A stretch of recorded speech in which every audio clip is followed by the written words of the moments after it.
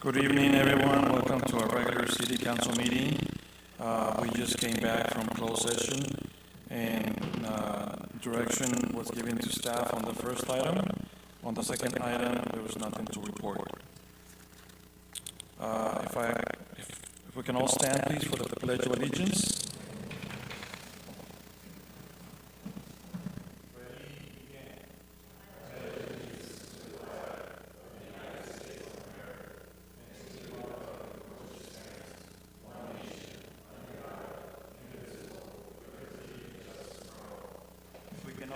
Standing for a moment of silence for our first responders and military members.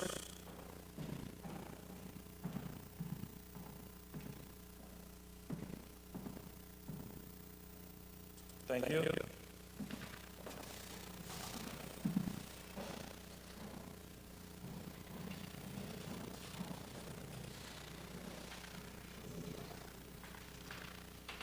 Roll call, please.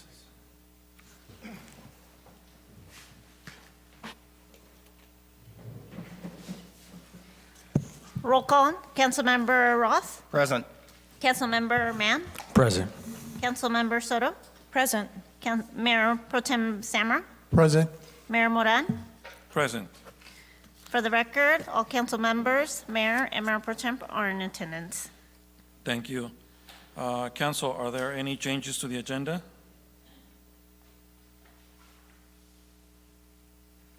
Okay, seeing none, we're moving forward. Next, we have citizen comments. This section of the agenda allows members of the public to address the city council on any item not otherwise on the agenda. Members of the public, when recognized by the mayor, should come forward to the lectern and identify themselves. Comments are normally limited to 3 minutes. In accordance with state open meeting laws, no action will be taken by the city council this evening. For items which are on the agenda this evening, members of the public will be provided an opportunity to address the city council as each item is brought up for discussion. Is there any public comment on the phone? Hearing none, coming back to the chamber. Is there any public comment in the chamber? Mr. Mendoza, were you going to give an update or something? No.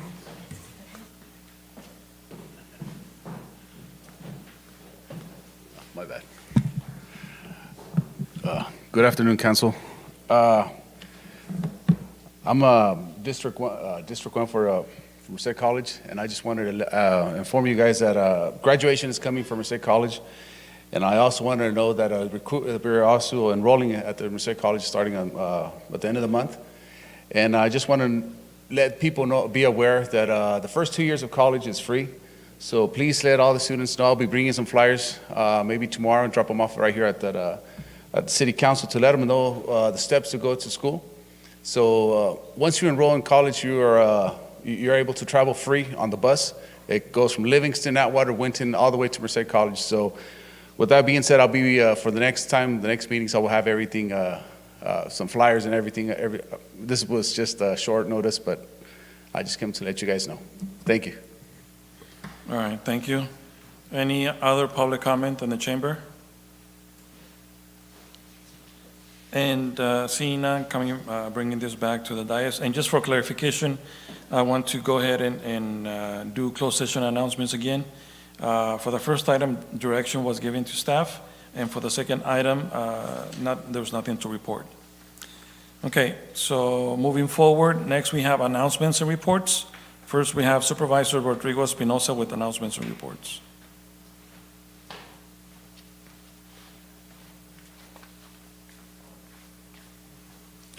Good evening, Council, Mayor and Council. Buenas noches, consejeros, alcalde. I think I have a lot of stuff today. I didn't think I had anything, then I went through my notes and started writing and writing. Well, first of all, I just want to add to a little bit to what the trustee from Merced College said regarding the bus. Just for public knowledge, the mayor knows because we're in directors of Merced County Association of Governments.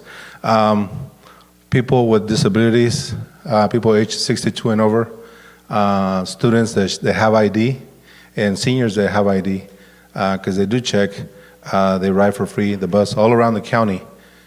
So make sure that if you want to take the bus, if you have ID, you qualify, for as a student, disabled, or senior, 62 and up, you can ride any bus from the bus around the county. Also, I had a PICE committee meeting. PICE is Parent Institute for Quality Education. It's a Hispanic or Spanish committee that goes around Stanislaus and Merced County, as I know. So one of the questions that I had, it was a virtual meeting, how families' advocacy efforts can change policy that leads to true change in the communities. And I'm going to translate to Spanish. ¿Cómo la familia puede abogar para hacer cambios en pólizas que pueden hacer cambios en nuestras comunidades? It's in Spanish mostly the one I spoke, but I'm going to say it in Spanish first, okay? Una familia que se educa, especialmente, these are my comments, estos son mis comentarios que hice a la comité. Una familia que se educa, especialmente los padres, en cómo abogar, ir a las juntas de las escuelas, a los concilios, la mesa de supervisores, educarse sobre los temas importantes de las comunidades locales. Con esta educación pueden abogar por los derechos de la gente. Con ayudas ¿Cómo ayudar a unos padres a resolver problemas de sus hijos, de bullying, por ejemplo, problemas mentales, abogar por áreas malas en donde viven? Hay mucho crimen, las carreteras malas, no hay suficientes parques o recreación, actividades para los niños. Es importante abogar y educarse. Enseñándose a abogar, podrán tener una comunidad más sana, limpia, estéticamente más bonita. Si el gobierno no ayuda, pero si no se queja, especialmente en escrito, hacer quejas en escrito, puede quejarse con cualquier elegido y para poder hacer más cambios en sus comunidades. Y no tengan miedo de hablar en público. Todo el tiempo tenemos, nos pueden comentar a nosotros y nosotros podemos leer sus comentarios al público en caso que tengan miedo o no puedan hablar.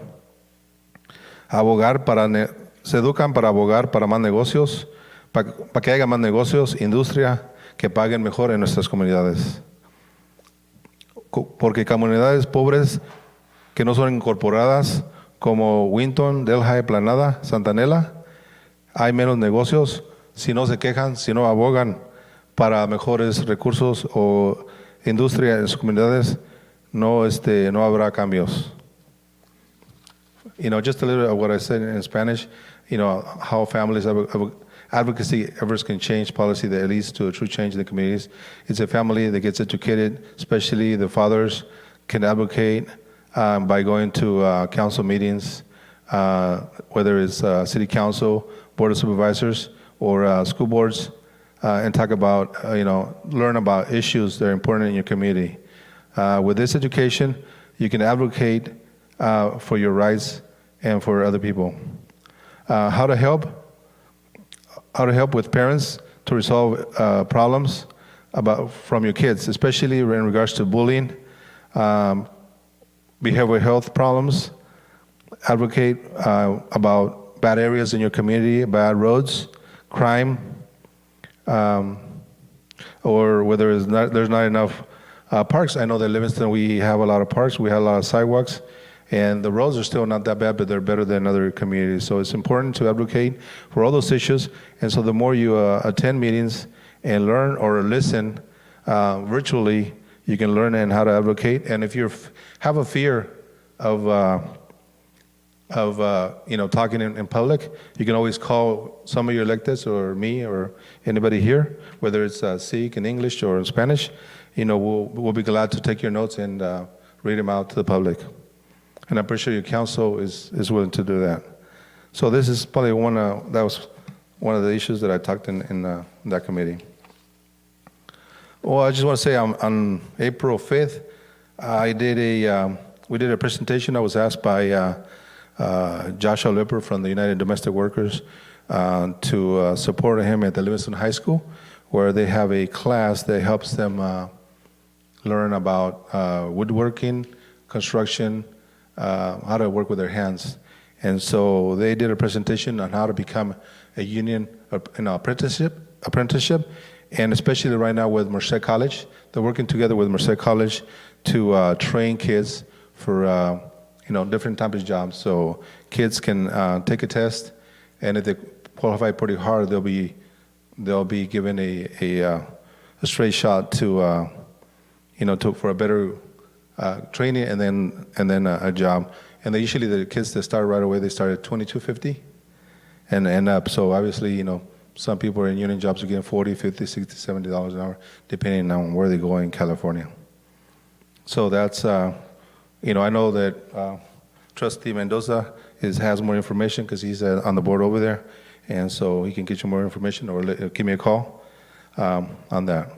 Also, on 4/7, on Friday 4/7, took a tour of Castle with Assembly Member Esmeralda Soria, and they gave us a tour of not Waymo, but behind where they have a training facility for electric vehicles and trucks. So at different times, the company that we contract with, they are bringing in corporations, companies that train cars, autonomous vehicles. Whether it's trucks, they have training facilities and a lot of pavement and road. They're training their software on the vehicles, how to stop, how to go through the lights, how to drive. When it's raining, they also train the cars, to where real times, normal times in temperature. So they're always training out there. So if any council member would like to take a tour, let me know. I can seek, and then they'll be glad to give us a tour out there. And I know Vice Mayor Paul Samra's son used to work for Waymo at one point, right? Out there, so it's pretty going pretty good. On 4/11, we had a grand opening at the Catholic Charities in Merced. Also in attendance was Monsignor Harvey Fonseca and Bishop from Fresno. So they had the address is 336 Main Street.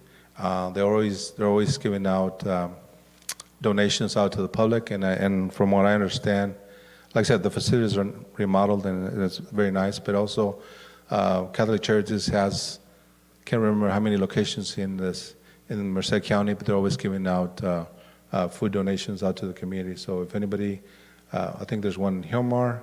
I don't think we have one here in Livingston, but I know there's more around the county, Merced especially, and Planada as well. So I'll find out all the locations. I forgot to get a flyer with all the locations that we have. But the community residents can go to once a month to Catholic Charities and pick up a box of, I guess they'll take a analysis of what the needs for that person is or the family. They'll be given food and other stuff. So I know they also, I saw that they have diapers, I know for families, because I know diapers are very usually expensive too. So, and especially with inflation right now, a lot of families were out of work. On 4/14, we had, here in the city, we had discussions regarding the CAL FIRE agreement along with the mayor and Mayor Pro Tem Samra, myself, and the county CEO regarding the CAL FIRE contract that the city hasn't signed yet. And after that, there was a lot of discussion, but after that we went to see the mayor throw the first pitch out there. And so I think he pitched good, right? And after that, I'm sorry, but I didn't stay to watch the chief and our officers beat the CAL FIRE team, right? So I know that. Yes, sir. Hey, good job. As a coach too, right? All right. So congratulations. And on 4/15 on a Saturday, I went to Planada, took a tour of the elementary with Esmeralda Soria, council member again, and assembly member, and Senator Caballero, and the future speaker of the state, Robert Rivas, regarding the Planada Elementary that got flooded during the storms in January. So they were giving us a tour and then the areas, what they're doing to remodel the school, and it's pretty sad news. I know some of the buildings were torn down because they were hit hard in 2017 as well. But fortunately, they had flood insurance. I think I heard it cost them $250,000 a year. So, but it paid off because I know that whether it's $20 or $25 million, they're remodeling the school. So I'll be glad to see that when it's done. And after that, we went over to Broadway. Over there, we had a discussion with another location with residents that were affected by the floods, and still they were not happy because they felt like they were turned down many times by FEMA, even after appealing once, but twice, and 3 times they were even turned down. So they feel that they should have got funds. I know that Fresno Leadership Council, it's an advocacy group, was there supporting them, and they feel like they were addressing the legislators, state legislators, to on the next budget, to hopefully they can have a proposal where some of the disaster victims will have monetary support for that community or anywhere in Merced County. Also, yesterday, I also attended another workshop in, it was a report by Comcast is coming to Planada, and they gave out 100 laptops to about 100 8th graders, and they will be going to high school in Le Grand. And so Comcast made the news that we'll be providing services to that affected community, internet and cable. So we're glad to see that, because out there, since they're like 10 miles away from Merced, their service is not that good. Internet is not good. So they're always the Wi-Fi and all that. They have issues with the kids attaining Wi-Fi to do their homework and all that. So hopefully they'll have better service in the future. So, and I think that's all my comments today. Unless there's any questions from the council or the public. Council, any questions? Good. So, Public? All right. yeah, Thank you. Thank you. I appreciate Thank you it. very much. Okay. All right. So next we have City Treasurer announcements and reports. And we have a recorded report. Good evening, everyone. In this video, we will be going over excerpts from the City of Livingston Cash and Investments Report as of March 31st, 2023. Before we get into some of the numbers, we're going to talk a little bit about the Public Works Department and where some of their funding comes from. You'll notice that there is a long list of funds associated with the Public Works Department. Where the money comes from for each of these listed funds varies from fund to fund. In this video, we're going to focus on 4 of these funds or pots of money: administration, parks maintenance, gas tax, and Transportation Development Act. The Public Works Department is spearheaded by the Director of Public Works and split into 2 main categories: administration and operations and maintenance. Public Works Administration is paid for out of the general fund. For fiscal year 2022-2023, the amount of general fund money budgeted for just Public Works Administration is $394,676. Also coming out of the general fund is money dedicated for parks maintenance. That 1100 at the front of each of these strings of numbers shows that it's general fund money covering these expenses. The total for general fund money allocated to parks maintenance for fiscal year 2022-2023 is $321,478. Gas tax. Gas tax gets its money from a state tax on fuels like gasoline and diesel and is restricted to certain uses. These uses include public streets and highways, public mass transit guideways, and for the payment of voter-approved bonds for these uses. The grand total the city expects to receive in fiscal year 2022-2023 is $446,759. The grand total the city expects to spend out of this fund is $504,357. From what I was able to see in the budget document online, the fund started out with about $51,000 at the beginning of the fiscal year. So if the city gets what it plans to get and spends what it plans to spend during the fiscal year, the fund will end up about $6,000 or so in the hole at the end of the fiscal year. Transportation Development Act Fund. The money for this comes from a 1/4 cent of the general sales tax collected statewide. The Merced County Association of Governments administers the money, and it is to be used for the repair, maintenance, and construction of streets and roads. For fiscal year 2022-2023, the city plans to transfer $157,591 from a different fund and then spend $153,208 according to the budget document online. Which begs the question, from what other fund is that $157,000 transferring in coming from? As near as I can tell by looking at the budget summary online and matching the transfers in to the transfers out, it looks to me that the plan in the budget was to transfer $123,970 of general fund money into the Measure V Regional Improvements Fund. Then transfer out $216,877 from the Measure V Regional Improvements Fund. $157,591 would go into the Transportation Development Act Fund, and $59,286 would go into the Streets and Bridges Fund. Keep in mind, there is often a difference between what is planned at the beginning of a fiscal year and what transpires as the year progresses. Now let's talk a little bit about current interest rates. The way it was explained to me, Livingston does not have a savings account, what most people would think of as a savings account that would earn an interest rate with F&M Bank. What Livingston has are 3 separate accounts that are referred to as investment analysis accounts, which are used to offset the amount of fees that the city would otherwise be paying to F&M Bank. The ECR, earning credit rate, is 0.40%, and the excess balance yield is 0.10%.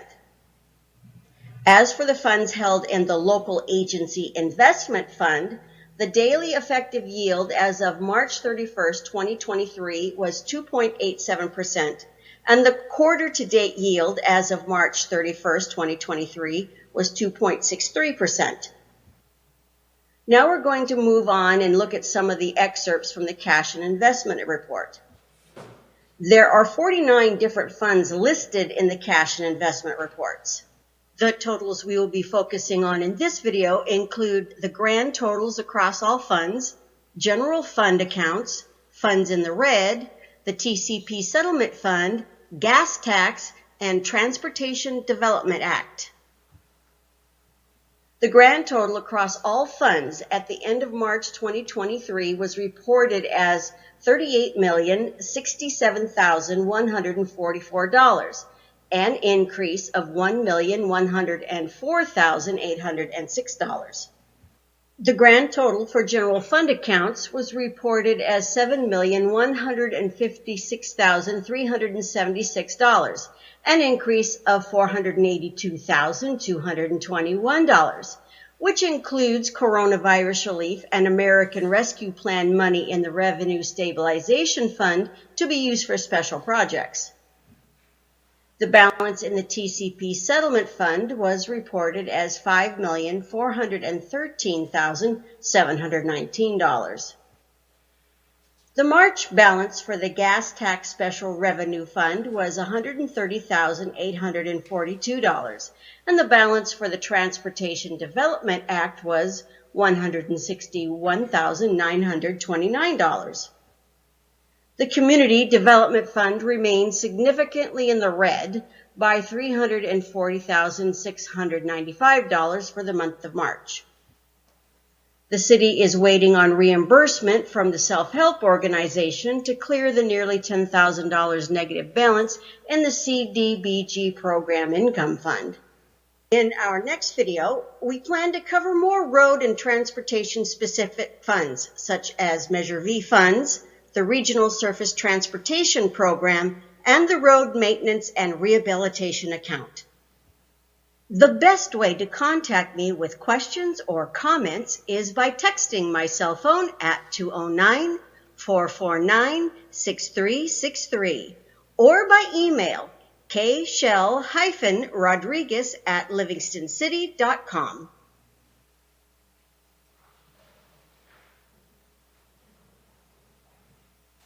Okay, next we have city staff announcements and reports. We have City Engineer Mario Gouvet.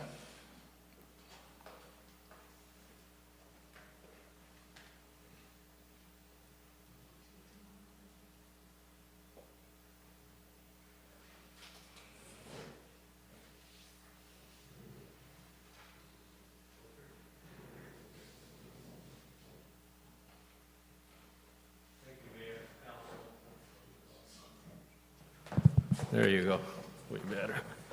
Thank you, Mayor, Council, members of the public. My presentation is nothing like that one. Short. It will be very short and sweet. It is a quick update on the CMAG project that the city has that has been programmed recently, and. So if you recall, in December, the City Council gave us direction to prepare and submit an application for funding. And it was submitted to MCAG, and the city was successful in having that program through MCAG. The project improvements focused on closing gaps, so filling little parts of the sidewalks where there were gaps. So it's an infill project. MCAG awarded the project early this year, and it recently has been added to the FTIP, that's the Federal Transportation Improvement Program, under Amendment number 2. Currently, engineering is preparing the request for authorization for preliminary engineering, that's RFA for PE, and that is the first step in the project designing process. It includes design, it includes environmental and some right-of-way documentation. That document will be submitted in April. Again, this is the area where these infill sidewalks will be going, and that's, I know we brought this to council here a while back, so. And I'll be glad to answer any questions if you have any. Council, any questions? We're good. You're off the hook. No, Thank you very much. Thank you. Oh, okay. Next, we have City Manager announcements and reports. Thank you, Mayor. I just have a couple updates tonight. The supervisor did mention this, but we had a really good, productive meeting on Friday afternoon, thanks to the leadership of the mayor and Mayor Pro Tem, to really bring forward much-needed leadership to some of these long-standing items that haven't been solidified in a number of years that are very important to the city of Livingston. So thank you, Mayor and Mayor Pro Tem. In addition to that, I want to thank the Public Works team for doing some improvements outside of City Hall to minimize trip hazards. So Anthony, thanks to you and your folks. I wanted to thank RC and HR for just working on a number of items that are very pressing. The finance team for the development of the budget. We do expect to have a budget for the council well before the deadline to get adopted. So we do plan on doing that. What the council should expect are some opportunities to fund things such as grants management, new PD equipment, police department equipment, and then some IT improvements throughout the organization that are much needed as well. I want to thank or give congratulations to the PD team for bringing home the trophy. I do expect to see that for a while, so no losses. And then also, I joined Friday morning into the afternoon the Broadband for All Digital Equity and BEAD Planning Workshop at Merced College. So that was a really collaborative discussion with many community stakeholders and partners throughout the region. So a lot of good things going on in the community and in City Hall, Mayor. So thank you. Thank you. Next, we have city council members' announcements and reports. Mr. Roth? Yes, Mayor, thank you. I also attended the Guns N' Hoses event, which was pretty good. Chief makes a good coach. I am also attending this Thursday the San Joaquin Valley Air Pollution Control Board. It'll be the first meeting, and I'll report on that at our next meeting. And that's it, sir. Thank you. Councilmember Mann? Thank you, Mayor. I was invited to attend the inaugural Visaki volleyball tournament off of Dwight at the Peachtree Temple. That went really well. Had a really good time out there. It was a great showing by the city. I wanted to give a special thank you to Livingston Police Department for helping out and keeping everybody safe. And a thank you to the mayor and Mayor Pro Tem for coming out. Appreciate it. We had a really good time. That concludes my report for this meeting. Thank you. Thank you. Next, we have Councilmember Soto. I haven't recently attended LAFCO yet, but I only have for April 6th at the Merced County Hispanic Chamber of Commerce, two Livingston residents, two women residents were given and were honored with a certificate from the Merced Hispanic Chamber. Neither are available tonight to be here because they didn't, they're just out of town. But we have a certificate of recognition that certifies proudly presented to Diana Lennon, longtime resident, and as well Diane Dallas, for their efforts and positive impact that they have made on the Merced County community. And this was given out at the Merced Mercado on April 6th, congratulating and honoring two Hispanic females in our community. Thank you. Mayor Pro Tem? Thank you, Mr. Mayor. To add to Councilmember Mann's comment regarding the Visaki Volleyball Festival,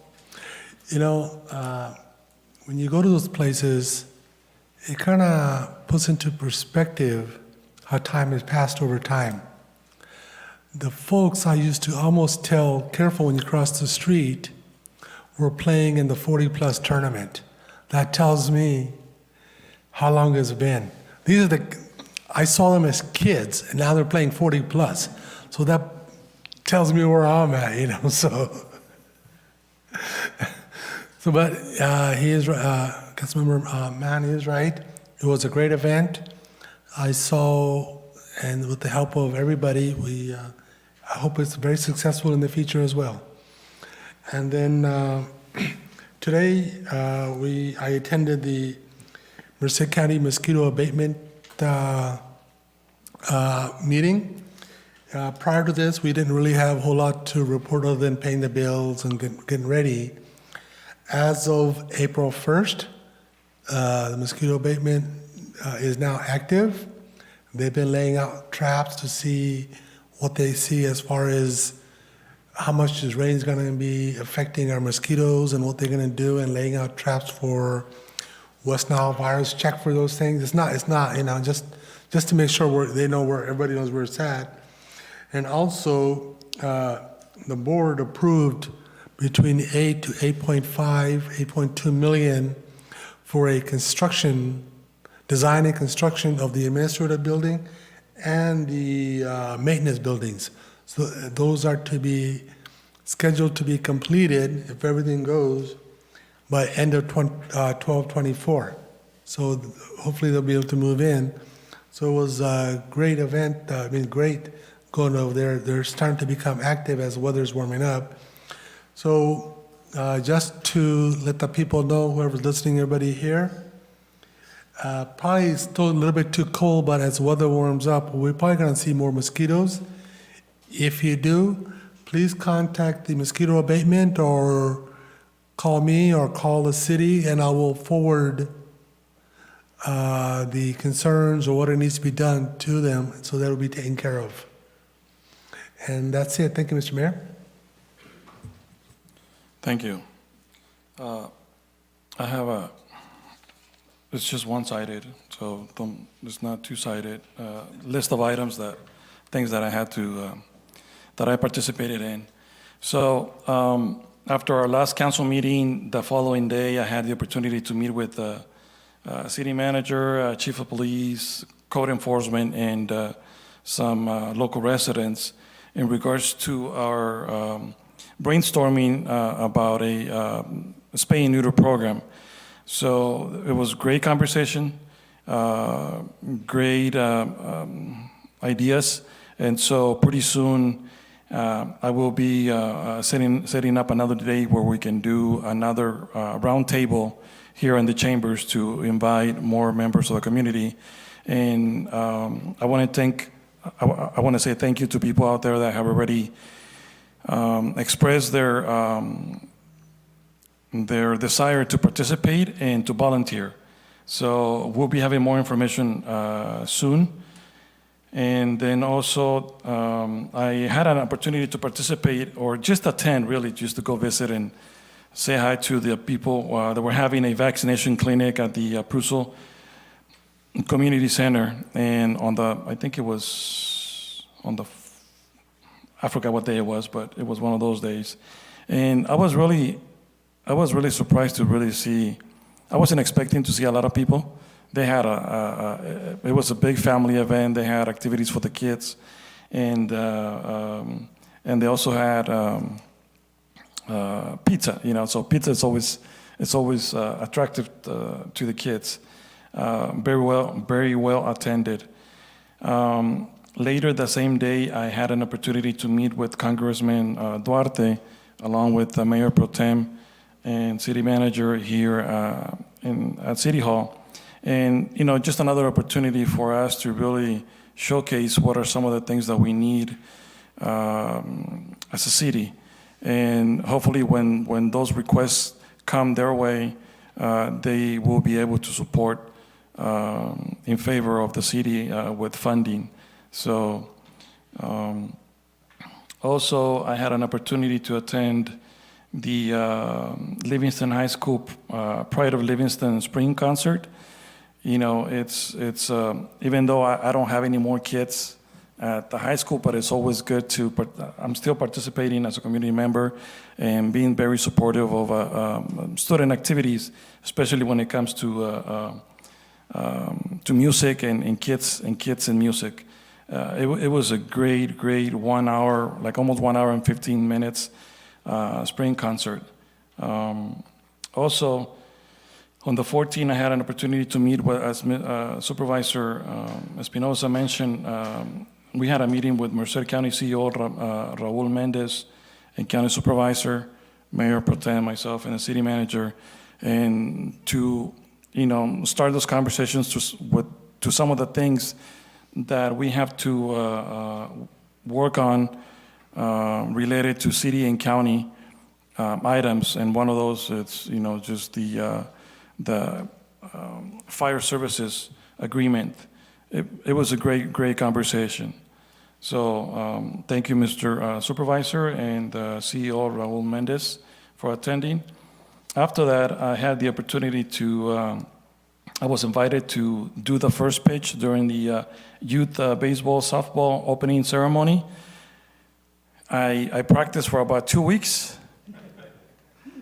My biggest concern was to make sure that I didn't hit no one, and then especially when Jackie told me, you're going to be pitching to a 9-year-old kid, I was like, and she told me that same morning, and so I was more concerned. So my biggest concern was not to throw one of those fancy throws, but just get it there and make sure I don't hit the kid. That was a success. I didn't hit no one. So that was a really nice experience. And also we had the county CEO, Raul Mendez, out there. So he was really excited about seeing how many kids we had, or Jackie or the recreation department had out there. As Jackie mentioned, she had close to almost 500 kids participating in almost, I think, over 45 teams. That's amazing. I think she also mentioned that was a record of number of kids participating. So thank you, Recreation Department, Jackie and Tony. They do great things. Right after that, I saw the ABC 30 out there getting ready for the Guns N' Hoses softball game. And, it's kind of, it was interesting. I walked into the field, so I went into one of the dugouts, and it was the fire department. And then after about 10 minutes or so, here comes the chief. He's like, "What are you doing over here?" "We're over there on the other side." So I had to go walk up to the other side, say hi to everyone else, and just making sure everybody was safe. And it was entertaining, and I ended up watching the game right next to Jackie. Jackie, she's hilarious, and especially saying things to the chief about his team. But it was just, if you did not get a chance, hopefully you can make it next year. The Guns N' Hoses game. The following day, I just want to say thank you to the Public Works Department and Anthony for the tire and mattress collection event. That was very successful, great.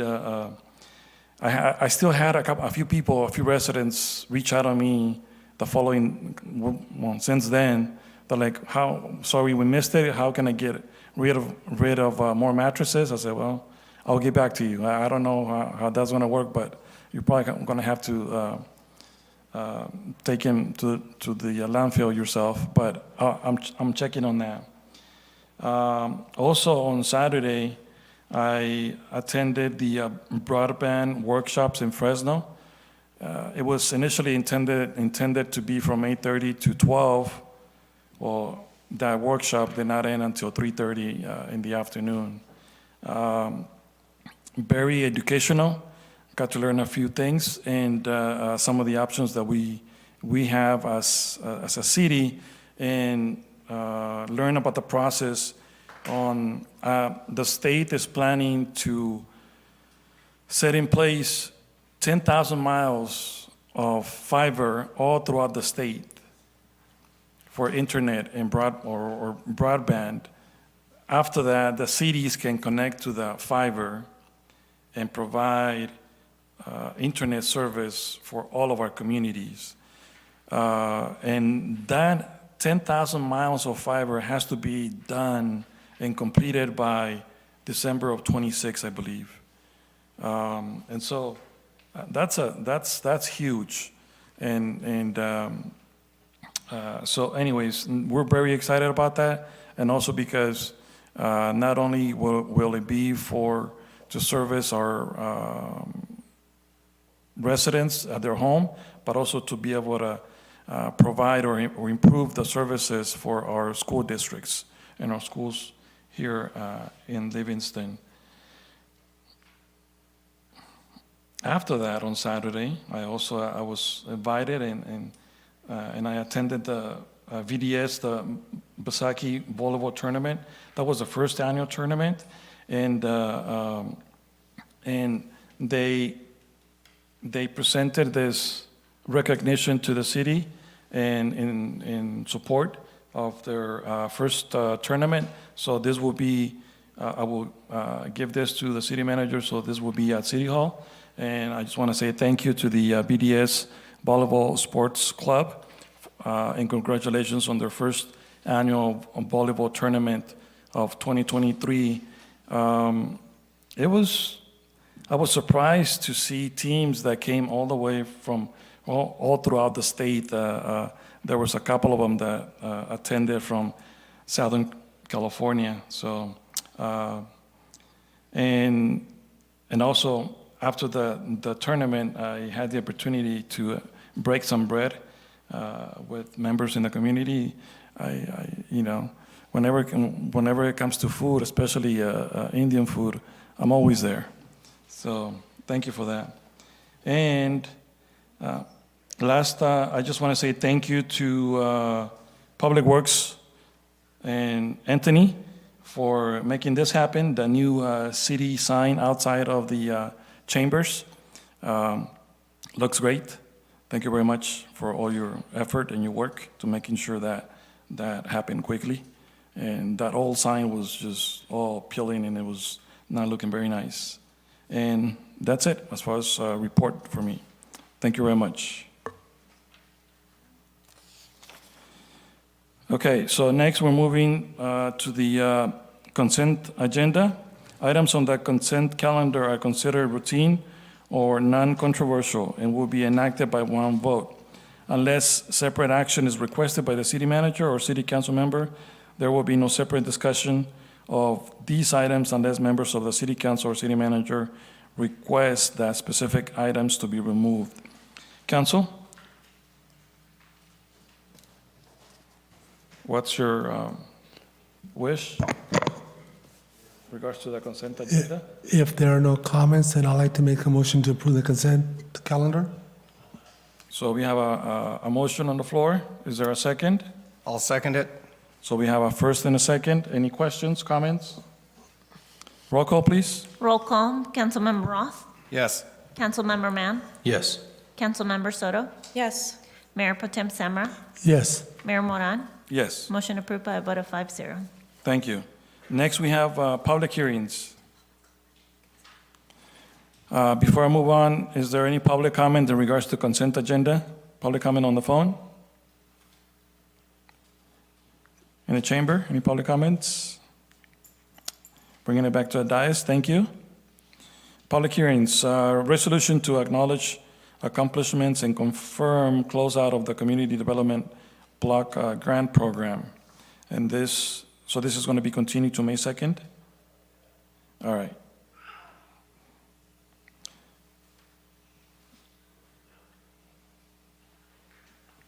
Any public comment on the phone in regards to this item? On the phone? Coming back to the chamber, any comments? Seeing none, bringing it back to the dais. Next item, item number 5, waive the second reading and adopt ordinance amending Title 4, Chapter 1 of the Livingston Municipal Code, repealing ordinance number 642 and replacing Livingston Municipal Code Title 4, Chapter 1, Building Administration Codes to adopt the 2022 California Building Code, 2022 Mechanical Code, 2021 International Property Maintenance Code, 2022 California Mechanical Code, 2021 International Property Maintenance Code, 2022 California Plumbing Code, 2022 California Electrical Code, 2022 California Historical Building Code, 2022 Energy Code, 2022 California Green Building Code, 2022 California Fire Code, and 2022 California Residential Building Code, and all appendices attached. Good evening, Mayor and members of the council, city staff, members of the audience, Miguel Galvez, Contract City Planner. The item before you is the update to the city's building code to match the state of California's current building standards and international property codes. Every other year, the state of California updates its building standards relating to construction projects. The state last conducted its review last year in 2022 and adopted new state building codes that are to be effective this year, 2023. In turn, all local jurisdictions are required to enforce the state's minimum standards. The item before you this evening is to accomplish that. It is an amendment to the Livingston Municipal Code, Title 4, Chapter 1, which includes administrative procedures and adopts the current state building codes, which are to be enforced by the city. The first reading of the proposed ordinance was waived at the council's meeting of March 21st, 2023. A 15-day public comment period was provided from April 3rd through April 18th. Staff did not receive any comments on the proposed amendment. The proposed action is considered exempt from the California Environmental Quality Act, CEQA, as this is considered an administrative action and will not have a significant effect on the environment. In closing, staff recommends three things. One, conduct the public hearing. Two, find that the proposed ordinance is exempt from CEQA per section 15061B3. And three, waive the second reading of the ordinance, amending Title 4 of the ordinance, Title 4 of Chapter 1 of the City of Livingston's Municipal Code, repealing Ordinance 642, and replacing Livingston's Municipal Code, Title 4, Chapter 1, Building Administrative Codes with the state's current building codes, and adopt the proposed ordinance, which is attached to the agenda report. That concludes my report, and I'm happy to respond to any questions. Council, any questions?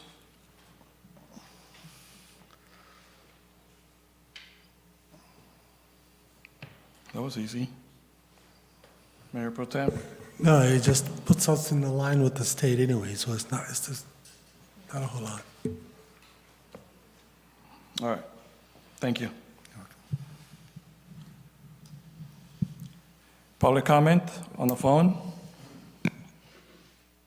Going back to the chamber, any public comment here in the chamber in regards to this item?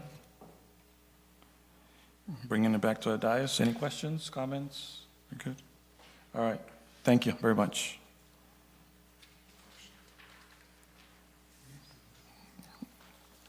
Is there a motion to adopt? Go ahead. I make the motion. So we have a first on the floor. Is there a second? I will second it. First by Mr. Roth, second by Mayor Pro Tem. Before we go to vote, Mr. Roth, are you making the motion for recommendations 1 and 2, or do you want to do that individually? 1 and 2. Thank you. And I will second that as 1 and 2. Okay, roll call, please. Roll call. Councilmember Roth, Yes. Councilmember Mann, Yes. Councilmember Soto, Yes. Mayor Pro Tem Semra, Yes. Mayor Moran. Yes, Motion approved by a vote of 5-0. thank you. Next, we have discussion and potential action items. Item number 6, resolution approving the restated joint powers of agreement of the Merced County Association of Governments and authorizing the mayor to sign the agreement. So, council, go ahead. So Mayor, just a brief update. I do understand that this item had been brought to council for providing direction and feedback that was then conveyed over to the county and the rest of the partners. After that period of getting the feedback from member jurisdictions, they did settle upon the agreement that is before you tonight. The county did approve this agreement, I believe, 2 weeks ago. And so now what is required is for the member agencies to approve this agreement for admission for MCAG mayor. So I do believe that the input and feedback that was provided to the city attorney was conveyed to the appropriate members. So happy to answer any questions that you might have, Mayor and Council. I just want to add that the City of Merced also approved it last night at their meeting. The City of Merced. So, council, last time we presented, or this was presented before, this came to us, I shared some concerns, and one of the biggest concerns, if you have your staff report, and probably you can go to page 4 of the actual, on our article number 4 of the JPA document. So on page 4 of the JPA document, article number 4, 4.2 actually, last time I shared concern in regards to how the previous JPA agreement was, and since MCAG had started, it had been for 10 years. here they're changing it in their request, or they're changing it to 30 years, which is something, and one of the things, another thing that I noticed was that on some items, on some articles, they are proposing to be, if you look at the last sentence on 4.2, it says that the term may only be modified by unanimous consent of all members. Throughout this document, there are items where unanimous consent of all members is requested, and on other items, it's only majority, and on one specific item, it's only 5 out of 11, which is not even 2/3, and which is not even majority. So what I would like to see, and I'm not sure why they're making recommendations to use 3 different types of requests. One is unanimous consent, another one is 5 out of 11, and then another one is majority, which, it's either one, but I don't see why they're using or suggesting to include 3 different types of consents to change anything on this agreement moving forward. And then my next item of concern, and which I expressed last time, was, which I'm not sure if it was there, but on page 6, item I was not on the previous GPA, on the original GPA, but this has been added that says any additional power granted to joint power authorities under this act. I'm not sure why it was added, but then again, if you look at the bottom of the page where Article 7.2, Section C, it says this Section 7.2 may only be modified by unanimous consent of the members. Once again, on the next page 7.4, officers, in the last sentence, right after June 15, 2007, it says, the rotation schedule may be amended at the discretion of the board. And it doesn't say by unanimous or by majority. There's no clarification. So it's really, what does that mean, discretion of the board?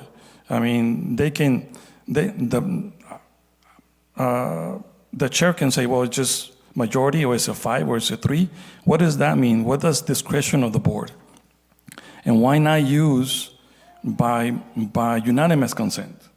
If something's going to be changed that is that important, why not make it unanimous consent?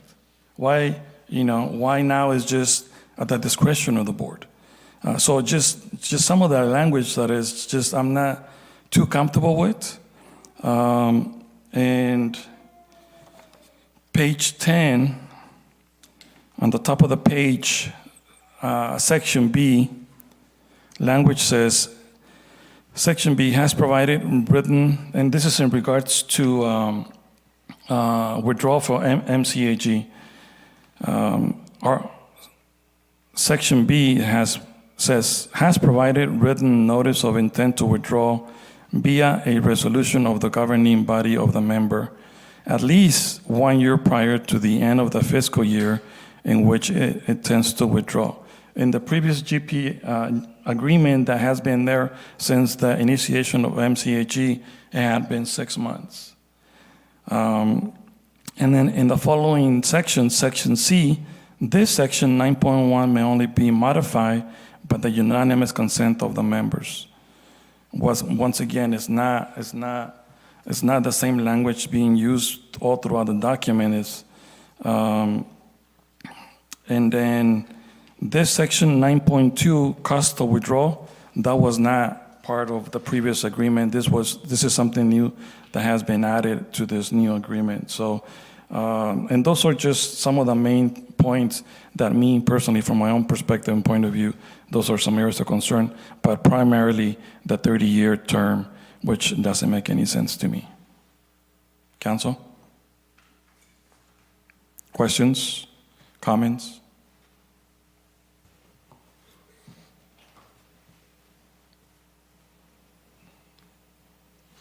Mr. Mayor? Yes, Mayor Pro Tem. Thank you. I understand and I share your concerns. For some of terms, and I am an alternate as well, I was the primary on the MCAG. And I was somewhat surprised and not sure why this was written the way it is. Seems like, I don't know what the city can do. If we're not part of it, then we got to deal with the county directly. And that's not going to be fun because, I don't know. I mean, if others approve, what are we going to do? We have to contract with MCAG, and we're not sure what they're going to charge us. If you don't approve, you know, Measure V, all those things. And I mean, we're still getting our share, but how do we divorce ourselves? It is a JPA with solid waste. You know, there's a whole bunch of items in there, you know? I don't know. I mean, I'm not happy about it. The biggest concern, like you stated yourself, is the 30-year agreement. And I don't like this unanimous thing. You know, it seems like one supervisor or I shouldn't say supervisor, my apologies. One director from any jurisdiction, be it cities or the counties, can hold everything back, and it seems like it was bad enough before to where some entities were always one vote away from majority anyway. This pretty much solidifies that. One vote can hold everything back, and always one vote, you're in the majority. I mean, it seems like, I don't know, it seems, but I don't know what we're going to do other than I understand that Merced approved it. I'm not sure about the other jurisdictions outside of the county. I don't know if Dos Palos and others have a chance to weigh in on it. I believe the other members have it agendized for this month as well. Yeah, so I didn't attend the meetings. Was there any kind of a pushback from other directors? Go ahead if you want to. What, are you referring to the directors at the MCAG meetings or the attorney representatives for No, negotiating? I'm referring to the directors from other jurisdictions. I'm speaking more of a political side of it than a legal side of it at this point. Well, this, now that I know, I mean, as far as being a conversation at any MCAG meeting that I was part of, so since that has not come to MCAG yet, there has been no conversations, and there has been some sideline conversations with other directors, and they have shared some concerns,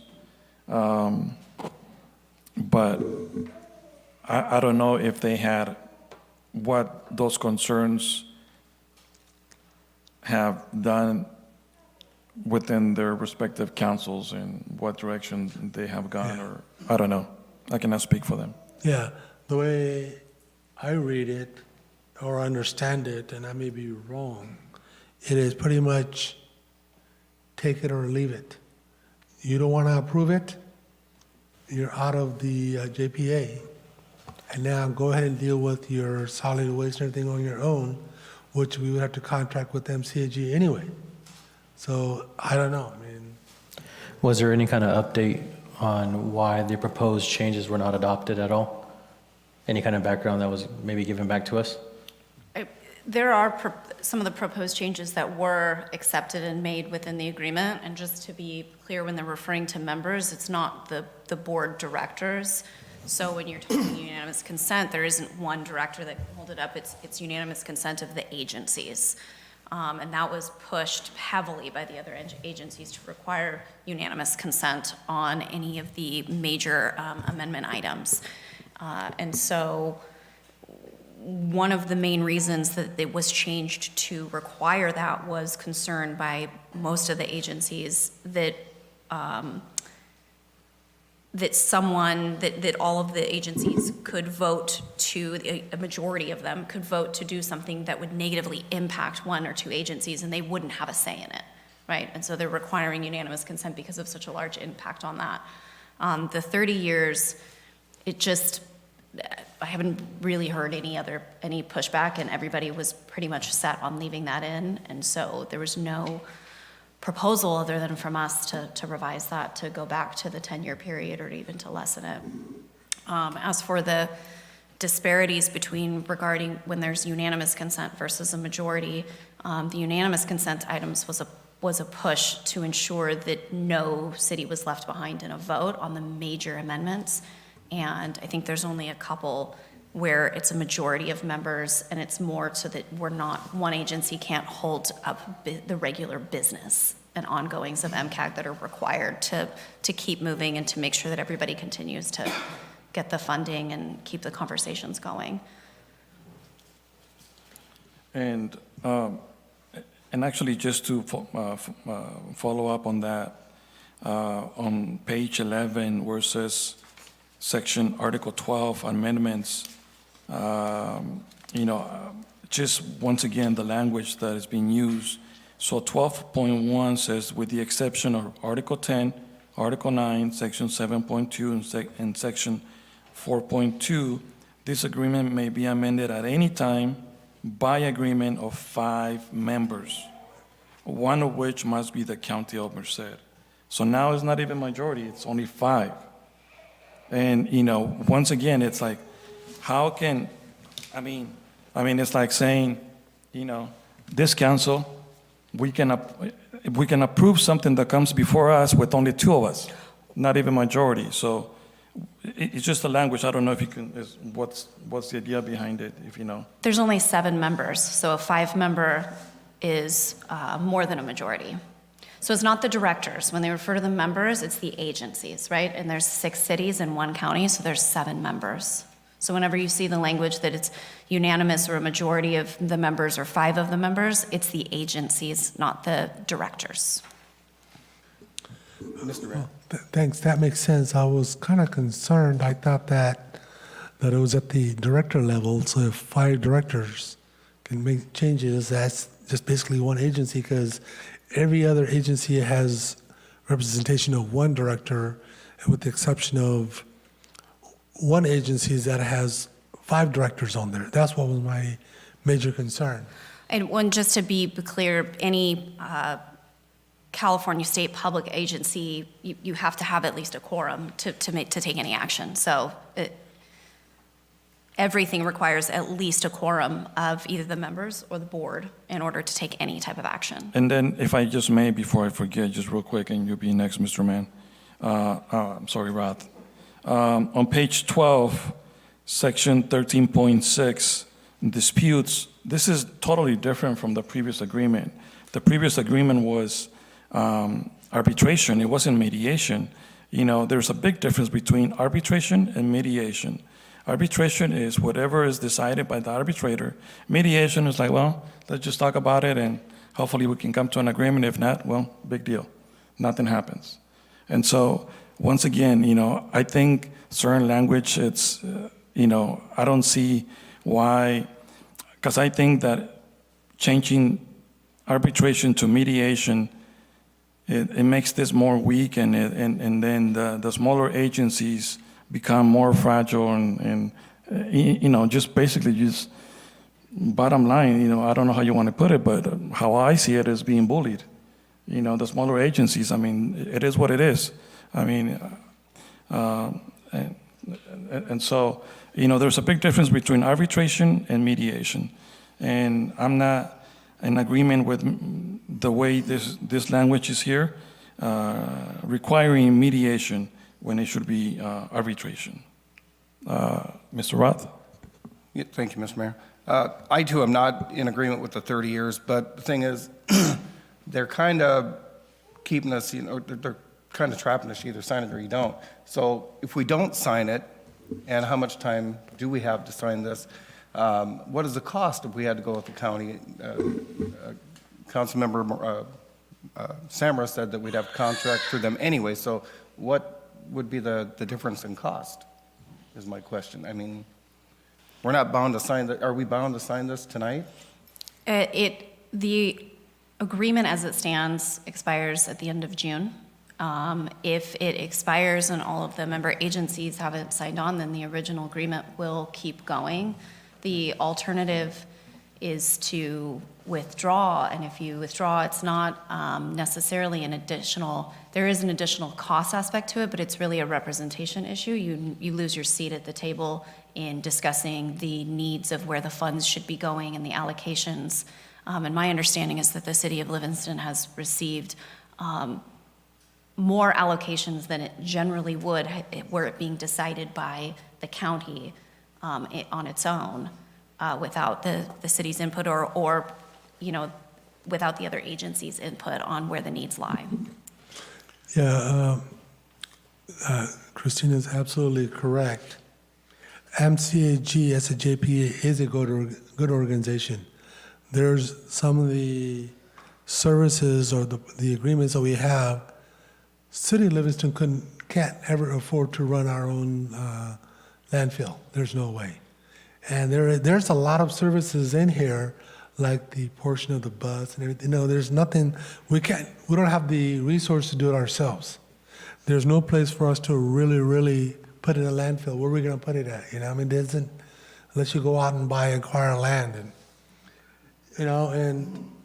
And over the years, for me, it's been one of those, yay, Livingston got something more than we expected, to, doggone it, we lost it. Others got it. We've had that. And, I'll point out just like that, one of our success was we were the first ones to get landscaping through 99. That was something that was done through that. And, we at Livingston pushed to have it. And others, first they were kind of hesitant, but in the end they did stand with Livingston to get us that.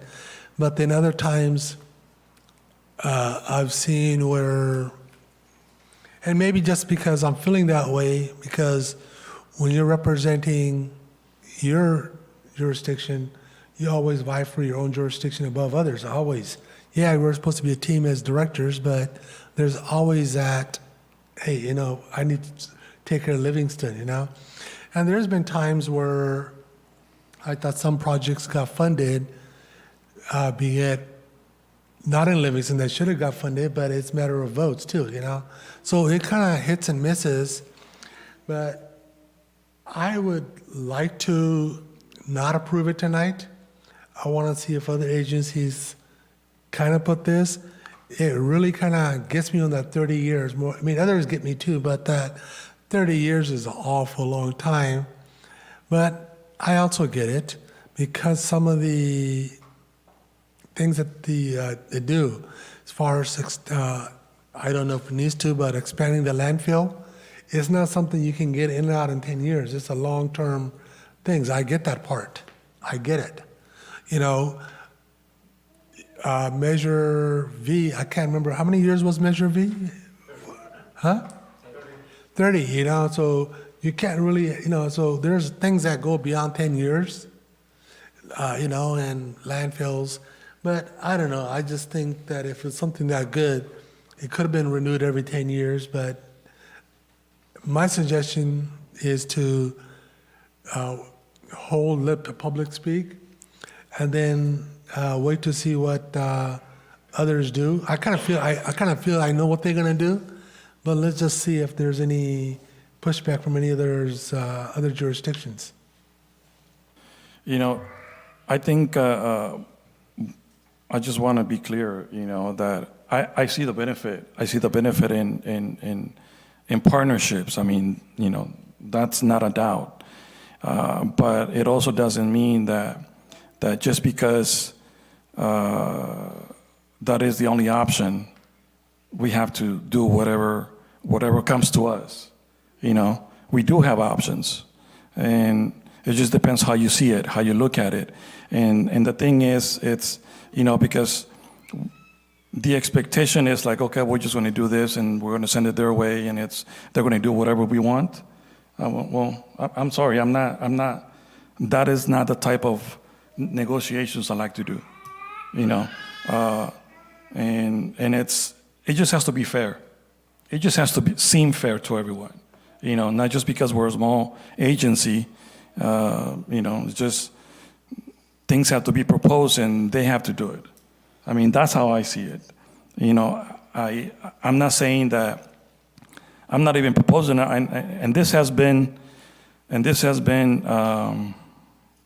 suggested in a way that we are trying to get out of it. We're not. I mean, because at least I'm not.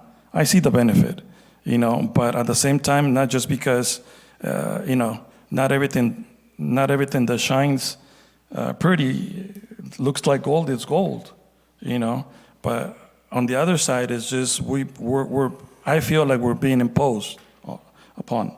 It's like, this is what you have, this is what you get, and that's it. Take it or leave it, So, but that is just my perspective, and that's what I've been seeing, But and this needs to have majority of the council, and I do agree. I do believe that this is something that we need to continue and give everyone in the council another opportunity to look through it. If you guys need a copy of the old agreement, I'm sure city manager can forward it to you guys, and just go, I mean, it does take time. I mean, just to go line by line and compare it and stuff like that, and look at the language that has been changed. And not just because someone comes and presents something to me, it means that I'm just going to be okay with it. I have to look after the interests of the city, and the majority of the residents. We're never going to be able to, at least I feel like I'm never going to be able to satisfy 100% of the residents, but if I believe it's to the benefit of the majority of the residents, then that's what I would do. Council? So Jose, the last input, I know that the biggest concern was that 30-year span of this term. And reading over this and knowing how some of the directors and the members are put on the board, there's turnover every 2 years of who is going to be having the city of Livingston at the table at MCAG. So having that as a 30-year span, as it was in the past, to keep it that way doesn't make sense, as we discussed before, because all our votes here are going to change, but these amendments, I mean, we're stuck with them, as it says on number 8, because once we vote on this, that's it. And everything moving forward supersedes anything that was in the original document. And since you've read the other document, the original, and there are some comparisons that aren't in this document. I mean, I haven't compared line by line, but by what you're saying is that this was not there before. So taking that back to, well, who drafted this for us to adopt, and who wasn't representing us when these other items were put in, is one of the points that you had made too, when I had read, it said something like a termination clause, but it did say something that would go by population. And that struck me by what you said, that the smaller jurisdictions, we really don't, as compared to Merced. So we are smaller compared to what Merced would do, but they've already voted on theirs. So what I also heard you said was that we have options. You said that that take it or leave it, but we have options. Can you share those with the rest of us? What are those options in discussing this? What else do we have left that we need to discuss in order to not move forward with this? Well, when I say options, is like those, like for instance, those items to me they're of concern. The options are to go back and negotiate. I mean, we can always go back and negotiate. You know, maybe let's say that we don't agree on all of them, but if we agree on half of them, that's better than what we have. But you know, it just looks like we do have an option. We do have an option to go back and negotiate and share our concerns. And maybe there are others that are not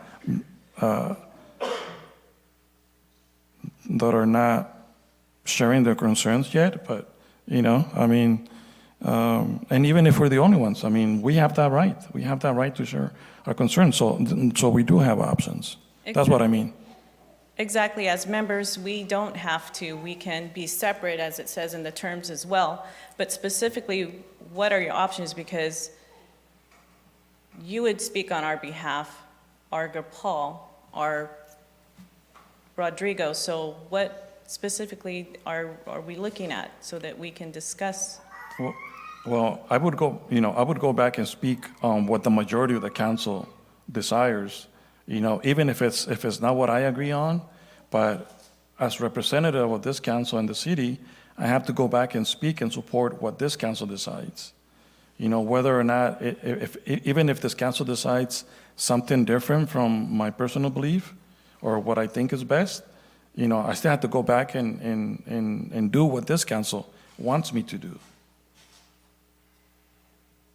So if this council says, you know what, let's approve this the way it is, then I have to go back and speak and support what this council approved. You know, not what one person. I understand what you're trying to tell me. You're going to go speak on our behalf, but you said we have options. I didn't hear one option put forth. What are our options to take to MCAG in discussing this? What are we going forward to tell them? The one item that I've heard was the 30-year. Negotiate. But what's the other? Negotiate. Negotiate what? Arbitration, mediation. Arbitration, you know, the term of the contract,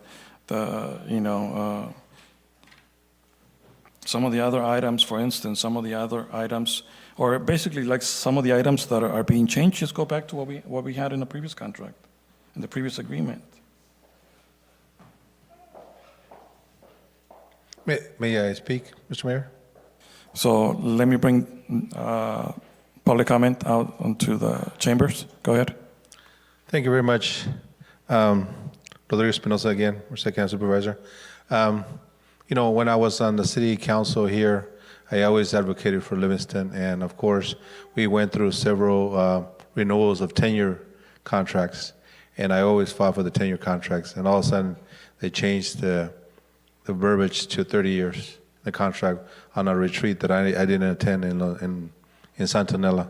They had a retreat like 3 years ago, and you know, with the change of the council here, I don't think whoever was mayor here attended that meeting, and I didn't attend it. So when last I found out, it was a 30-year contract, which I understand they're trying to align it with the Measure V, but I still didn't like it, right? And my colleagues understand it. They're probably watching right now. They know how I feel, right? Even though I may not comment because I know that I'm only 1 out of 5. And I always, just like they do, you know, I was telling the county CEO, I advocate for this city because I represented the city, I live here, and just like the other supervisors that live in each city, they fight hard for their districts, even though we're a supervisor, but at the same time, we're supposed to be fighting for the Board of Supervisors, and we fight for our cities, right? And we got to cooperate, and that's what we're trying to cooperate. Even though the county has more leverage, more directors on MCAG, I think that, like I said, you know, the cities might not have any leverage there, but because we only need one city to be on our side, right? But Merced County every county was designated by the state as a metropolitan organization to lead, you know, all these organizations, right? So in the end, if the cities didn't run it, then some counties don't have cities, so they run the bus, all the landfills and all the system. So, if the city has still the option to continue the meeting, like you guys said, and see what it goes on. But one of the things that I don't like is that when I was representing Livingston, I was the mayor, and Measure V was coming in when I was running for election the first time, was that I was kind of put in a trap by another city, and to get me to go against Measure V so that I would not get elected. So they got me because, Livingston, they brought up, at that time, the contract, they came up with a contract with MCAG that, that Livingston has not been chairman of the board for MCAG in at least 12 plus years. And so they got me thinking, and I opposed Measure V because we're not getting what we thought there was a fair share. And even though I won, if I would have lost, they would have painted me like I was, like Measure V would have lost, they would have painted me as a bad guy because I opposed it and it lost. But, Livingston passed it. And it passed it, so it's kind of good. It's good that we passed it because we're seeing the benefits, and the city of Livingston and every city and the county gets a lot of benefit from it. That's why we're improving all the roads. A lot of the roads in the county, not all the roads, right? So, and so, like I said, I don't like the contract personally, but like I said, there's a lack of a majority by the cities, a lack of agreement, and that where the cities united would have more leverage on the county. But like I said, there's always small cities that don't produce a lot of the sales tax. So in the end, the smaller cities that benefit more than they provide. So that's why they kind of like politics. Talking politics, they fall on the county side, and we have more leverage over the cities. But in the end, we're all working together. It's beneficial for all the cities. I'm talking, frank here. So, like I said, one thing that I voted for it in the last meeting on the contract. But one of the things that I remember was that I was put the option there in regards to rotation, that it would be no exceptions to rotation, because Livingston, like I said, when I won, the next year I was chair, but only for 6 months. After Deidre Kelsey was able to do 2 terms, a year and a half, because they didn't vote for me because I had opposed Measure V, right? And so that went against the contract, so nobody brought it up. So how are you going to keep Livingston? It doesn't matter who's representing Livingston, right? They kept Livingston, not me. It wasn't personal. It was because they kept Livingston out of being chair. So when you're chair, you're in more committees, on One Voice to Washington, and a lot of different committees. And I feel that when you're not chair, you lose a voice for the betterment of your community. So that should be in the contract, that there should be no exceptions to doing the rotation. As a county, we make the decision again, on our behalf, whether to rotate on our own, but representing the MCAG, but the cities should be rotating, evenly, right? Or rotation, a fair rotation, not jumping from city to city and benefiting, a bigger city or a smaller city. So I know the rest, you guys have to decide on if you guys are going to decide, and whether you guys discuss it out here or discuss it in closed session. For the benefit of the community, that's what you guys have to decide. But I wanted to answer any questions, if you guys have any questions. And so. Mayor, I just wanted to make a clarification. I did bring up the rotation schedule when we were negotiating, because it did say that the board could just change the rotation schedule. And I've got the language changed so that they are required to adhere to the rotation schedule. They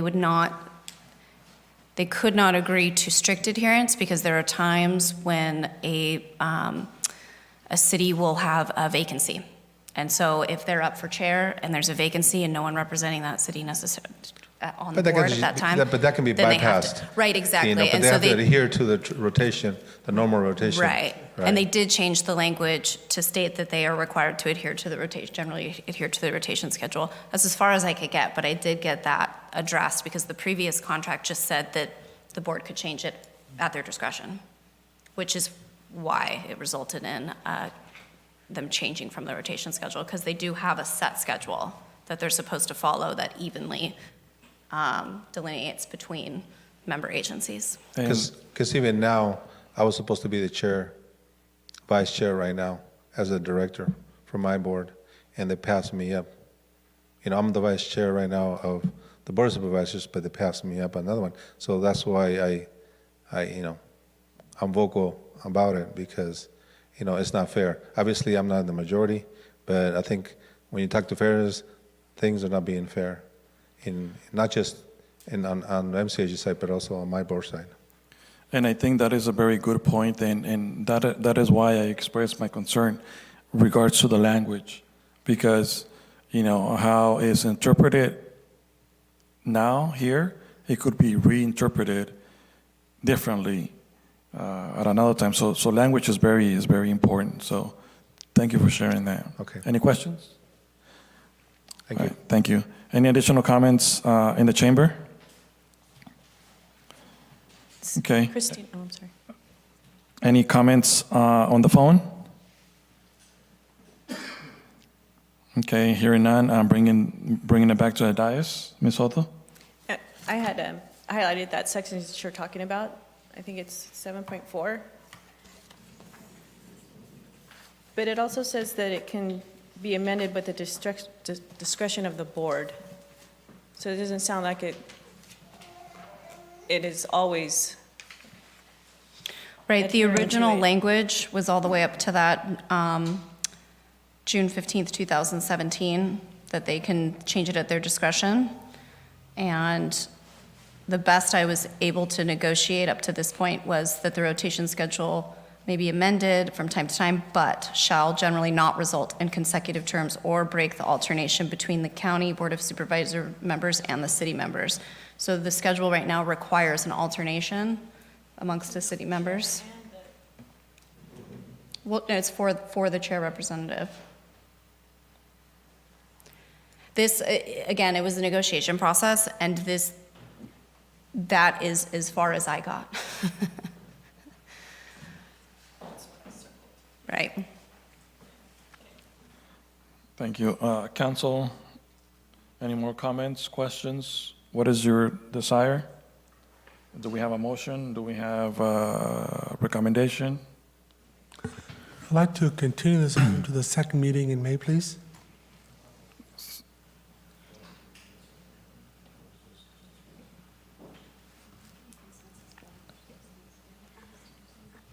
All right, so in this case, we would need a consensus from the council to go ahead and continue this to a specific date, or Second meeting in May, whatever. second date meeting in falls. May? Yes. Okay. My wish is to hold, and I'm okay with the second meeting in May. Mr. Roth? Yes. Ms. Soto? Yes. Okay, so we're continuing this item to the second meeting in May, May 16th. May 16th. All right, thank you. I didn't have a calendar with me, so. Thank you. Next item, number 7, waive first reading and introduction on ordinance of the City Council of the City of Livingston amending Livingston Municipal Code, Section 1.4.3, General Criminal Penalties of Chapter 4, General Penalties of Title 1, Administrative, and Section 7.4.16, Administrative Penalties of Chapter 7.4, Fireworks of Title 7, Fire Regulations, and Department of Public Safety to establish administrative penalties for the use of illegal aerial fireworks. Chief? Good evening, Mayor, Council. We talked about this 2 weeks ago at the meeting about amending the penalty schedule for the use of illegal fireworks. You guys will see attached in your packet, you've got 2 different ordinances. They're actually both the same. The first one is marked in red. Those are the additions. Thank you, Christina, for helping me out with this. And those changes, and I'll try to keep this as brief as possible and answer any questions afterwards, but that would bring the administrative penalties for using dangerous illegal fireworks or aerial fireworks to a first offense of $130, $700 for a second offense within 12 months, and $1,300 for a third offense within the same 12-month calendar year. It also defines what a host is. A host meaning somebody that's in control of a property. That doesn't necessarily mean that it's someone that owns the property. It would be somebody that's maybe renting the property and having a party there, and they're allowing fireworks to be set off on their property or adjacent to their property or connected to the party that they're actually hosting. It does protect when the host is defined like a duplex or something. We wouldn't go after somebody if there's like 4 apartment complexes there. It would it would be hard to try to determine who's actually responsible for that. We've got 3 different options.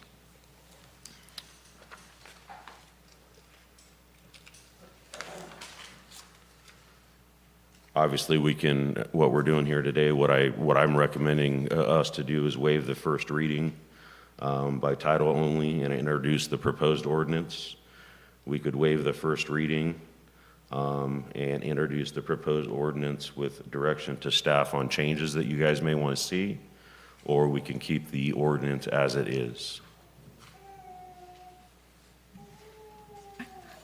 Chief brought this up to me before, and I didn't see it, but just to be clear, on section 1 of the ordinance, the change is the additions of subdivisions E and F. The red lines fell off. I'm not sure what happened there, but those are entirely new sections at E and F in section 1 of the proposed ordinance. So, Christina, can you explain further explain the difference between option 1 and 2, where number 2 is with direction to staff for changes? Would that be if council wishes to add something different from what we already have in regards? So I think the biggest thing for me is the penalties. So with this, if we select option 1, it will automatically bring it up, will change the penalties. So option 1 is leaving it as proposed as it is right now. So it would be the addition of the administrative penalties for violations of local building and health codes. And it would be the addition of the personal use of fireworks ordinance language as proposed by the chief, which the code currently doesn't address. Okay. Not at length and not in any kind of detail. The second option would be if there is anything within the proposed changes that the council would like to see a different change on. So for example, if one of the fine amounts you wanted to lower, because you can't increase them any higher than this, but if you wanted to lower them, then you could. Or if you saw any potential some administrative language that you think should be added, that could go into the second option as well. And just to be clear, right now, our ordinance doesn't allow us to administer any administrative fine for the use of illegal fireworks. As I stated, the last meeting we have, it resorts back to the health and safety code, and that citation goes to the district attorney's office as a criminal citation, and the city of Livingston doesn't recover anything for it. Is there anything that could be done in regards, like currently an officer has to personally see them lighting the fireworks in order for this to be, to work as far as fines? Is that correct? So individually, yes. That's why there's a lot of cities that are throwing the host section into this violation. Okay. Because if it's coming out of their backyard, that's a $2,500 fine. Okay. Just because they're allowing it to be occurring on property that they're in control of. So it doesn't necessarily mean that an officer has to physically be there when they are lighting the fireworks, as long as we know and we can confirm that those fireworks have been fired from that location. Correct. Somebody's getting an administrative fine, whether we observe an individual do it or it's coming from a property. Okay, thank you. Council, any questions before I go out for public comment? Mayor Pro Tem? Yeah, question, and it's probably in there, maybe somebody can clarify for me. This primarily deals with what we would consider illegal fireworks, correct? Illegal, dangerous, or aerial fireworks is probably the easiest way to put it. So let me put this in a hypothetical mode, okay, just so we get it clarified, okay? There are safe and sanes that people can buy, and you can use those. Correct. We currently allow safe and sanes to be within a certain time dates, I believe. Correct. So if those safe and sanes are used prior to or after those dates, do these administrative type fines kick in to those safe and sanes, or they just pertain? So if somebody's firing off safe and sane, say that I bought a whole box of them and I only used half, the next day when we're outside of our date, I use it again, do I become part of this? These fines only apply to dangerous fireworks. So safe which and sane can be used in the city at any time? they cannot be, by ordinance, they can't be, but these fines only apply to dangerous fireworks. Okay, so somebody, so that's the question I'm asking, Chief, and thank you for trying to clarify. So on July 8th, somebody's in their front yard, wherever, using safe and sanes, an officer drives by, do they still get cited, or what happens to them? So don't hold me to it, but I believe it goes back to like every other fine that's in our municipal code, it's $50. This is what I wanted to, somebody clarify that for me, please? Yeah, so if the safe and sane fireworks ordinance is considered a local health code, or a local building code, then it can relate back to the general amendment that was placed into the administrative penalties that's included in here.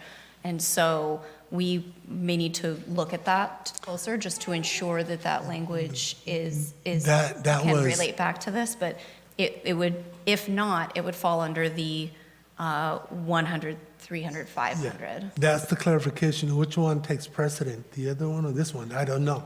If it's considered a violation of a local health or building code, then the higher ones take precedent, and that's at the discretion of the police department to issue the administrative citation in that manner. Yeah, so there could be same fines as illegal fireworks at that point. Is that my? It depends on the wording of that, of the safe and sane fireworks code. The clarification I wanted to see which one takes precedent. I'd have to look at the municipal code, but I can almost guarantee you that it's like everything else in the municipal code, it's a $50 fine.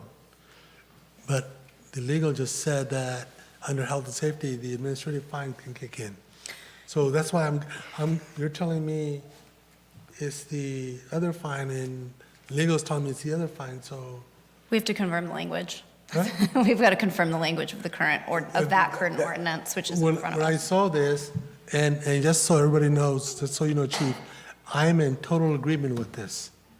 There are three biggest complaints, I think, and everybody here can speak the same as I do, we get is loose cats and dogs, illegal fireworks, and water. Those are the three highest issues for our residents. Right. We don't get as many complaints about potholes as we get about cats and fireworks. We get those. And do we have time to bring this and still kick in for the marathon fireworks we're gonna get? I mean, we get fireworks every day still, illegal ones, you know? But do we still have, I just need that clarification so then everybody is clear on what's going to happen. Christina would have to answer that. I think we're getting pretty And- close on the time to and get this. I'm getting conflicting information here. You're telling me it's a $50 fine, and she says that the administrative fine can kick in, you know? So I just want to make sure we get that clarified. So if the schedule that this ordinance is currently on, this one that's in front of you, if it passes first reading, then second reading can come at the second meeting in May, and then it will be in effect by the time 4th of July comes around. As far as the year-round safe and sane fireworks issue that you may have, I don't think that puts us up against the 4th of July deadline, so if there needs to be an additional change, it can be brought back. So we can modify the health and safety to say this particular types are for these fines only, so that can be clarified at the later date? Yes. Okay.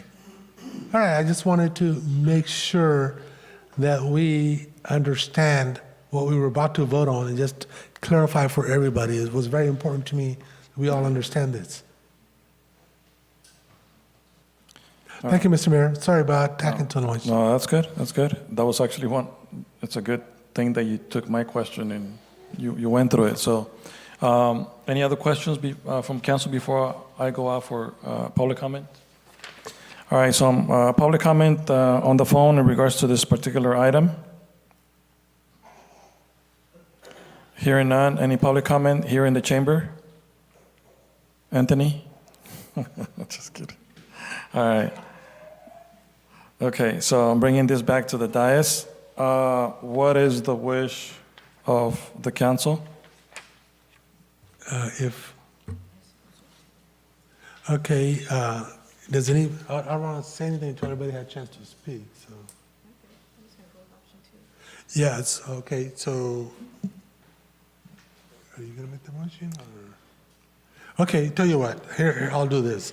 I'll make the motion to waive the first reading and read by title only and introduce the proposed ordinance with direction to staff to get us clarification on which takes precedent, so we can adopt it at the next meeting.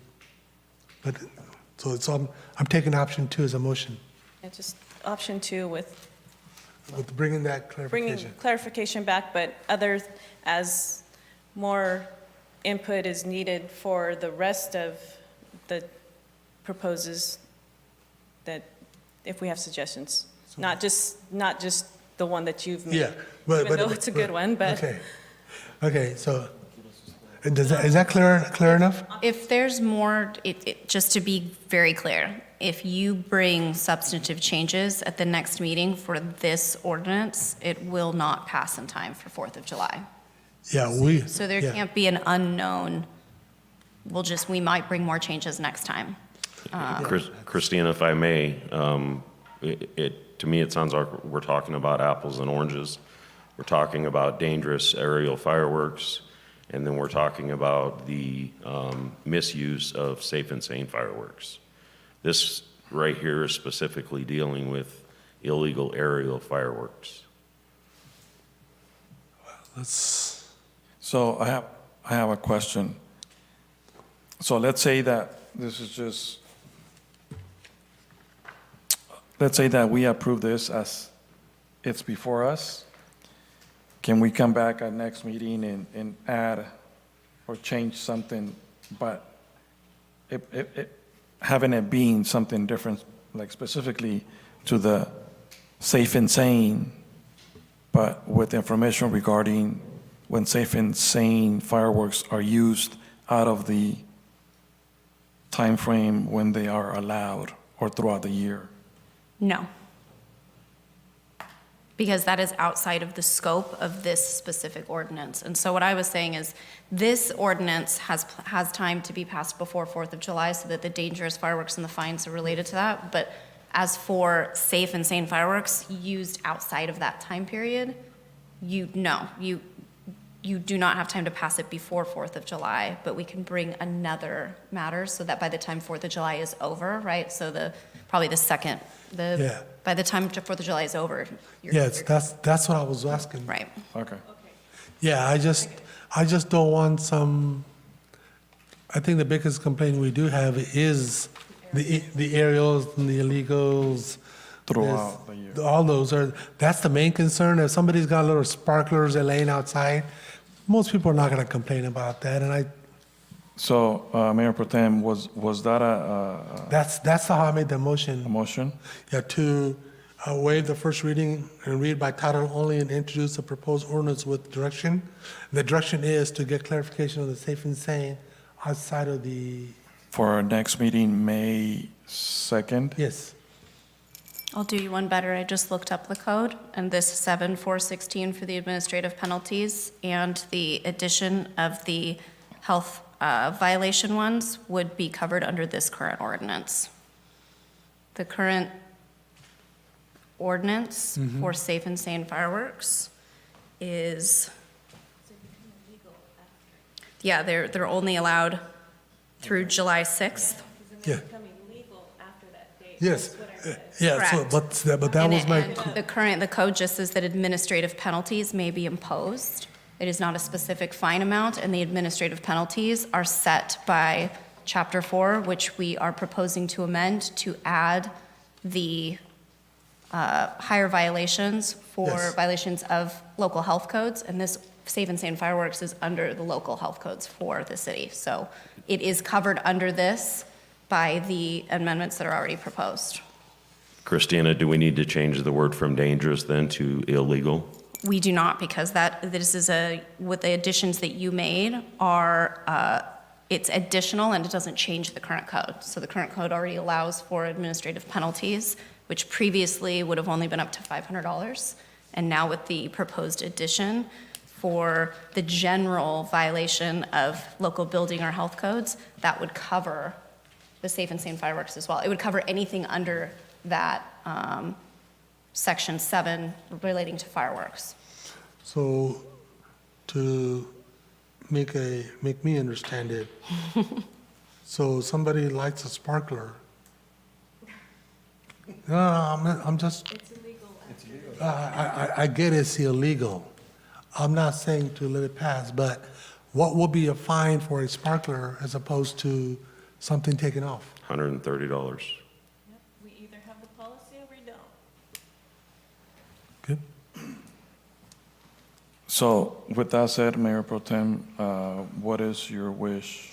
Well, then, if we already clarified what it is, and there's no need to bring it back, then I will re-amend my motion, Mr. Mayor, Okay? to take option 1, waive the first reading and read by title only and introduce the proposed ordinance. Thank you. So we have a motion by Mayor Pro Tem Samra. Is there a second?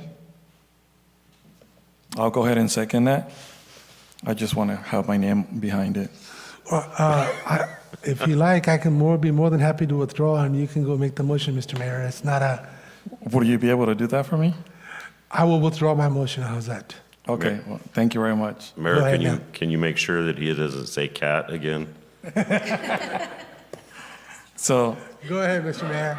I understand it's important to you. Go ahead. I'll go ahead and make the motion to waive first reading, read by title only, and introduce the proposed ordinance.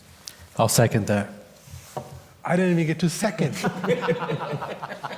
What's going on here, man? It's So we have a the young first, bucks are taking over, I guess. Okay, that's fine. Roll call. Councilmember Roth? Yes. Councilmember Mann? Yes. Councilmember Soto? Yes. Mayor Pro Tem Samra? Yes. Mayor Moran? yes, Motion approved by a vote of 5-0.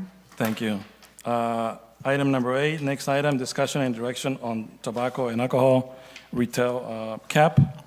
I requested for this item to be on the agenda, and I just wanted it to have an opportunity to bring it to the council for discussion. For quite some time, it's been years, but this was never addressed, and I just wanted it to bring it to council.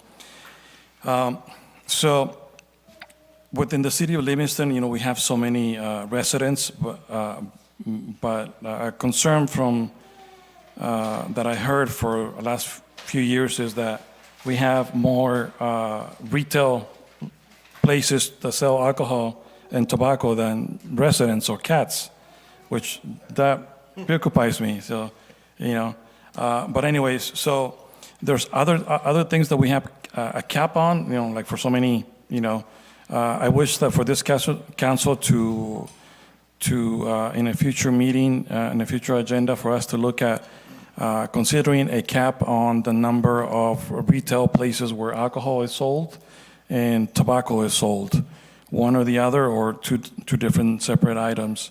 And so that is the reason why this is here. This is just a conversation and hopefully direction from council to staff to further look into, I could drive around and I could probably count more than 30 places that sell alcohol here in Livingston. And there are other bigger cities that don't have as many alcohol locations as we do here in Livingston. So that is the reason why this item is on the agenda.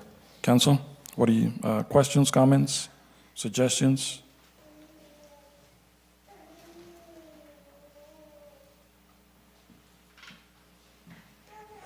So, Mr. Mayor, let me understand. What you're saying is you would like to see us put a limit on the number of, I'm sorry, I understand that you would like to come with something that says we're going to only allow so many liquor stores, or is that what you're looking for, or something to that effect?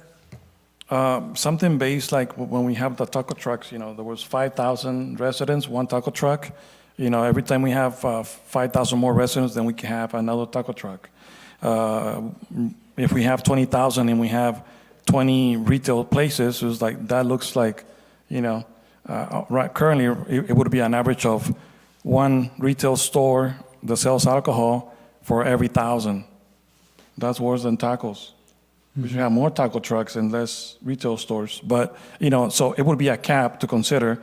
So if we have, once we hit 20,000 or once we hit 25,000, then we can have so many retail stores selling alcohol. So it's just a conversation. I'm not, at this particular moment, I'm not saying this specifically to this and that, It's just Yes. And also for us to look at what other communities have. Yeah, I understand, but are you also looking to say somebody wants to open up a grocery store? Are you looking at beer and wine as liquor, or are you just looking at distilled spirits as liquor? Because beer is alcohol, so to open a grocery store, they're gonna want to sell beer and maybe perhaps wine.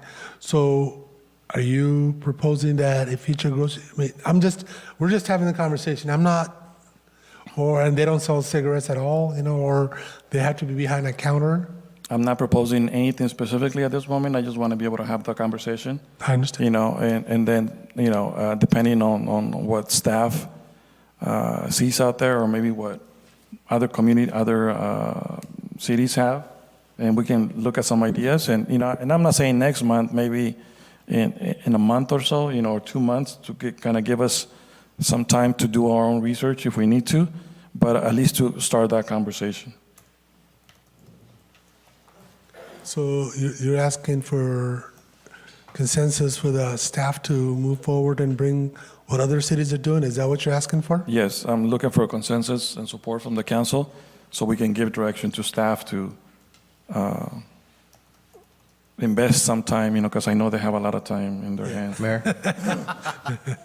Mayor, I was going to add to your point, definitely worth exploring, but I would recommend to look at them separately and having tobacco separate from alcohol, and then we can split that even further into beer and spirits and liquor. But definitely worth exploring. Council? Mr. Roth? So Yeah. what you're asking is that you want our input on whether we should have a cap on businesses that want to come into Livingston and sell alcohol and tobacco, any type of retail. Is that what you're asking? You are asking us to put a cap on numbers of, because what exists here exists already. We can't change that unless these businesses go under. But this is what the town of Livingston has, well, people coming in with their permits and applications for business in Livingston. This is what we've allowed, even with new businesses, excuse me, that are going to be coming in. We're going to have our gas stations, the truck stop. So we're looking at those, and they're not going to want to come because those are their sales. I mean, we're going to be turning away business. And so what you're saying also is that we're going to be looking at what other towns around us are doing.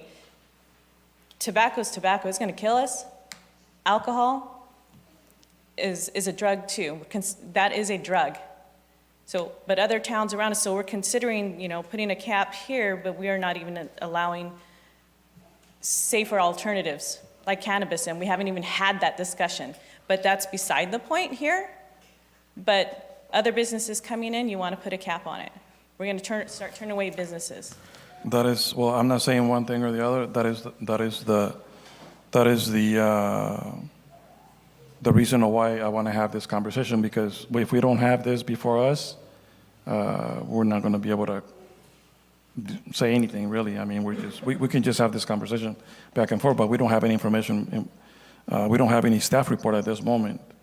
So the only thing I'm requesting is if the majority of this council wishes to have this brought at a later date, then we can do that.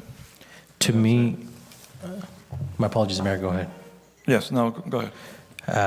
To me, this is more about exploring best practices around us and see what we can adopt here, but by no means is my intention to hurt any kind of business that may come to Livingston, but definitely to explore and see where we stand. Mr. Mayor, I would like to bring this back at a later date.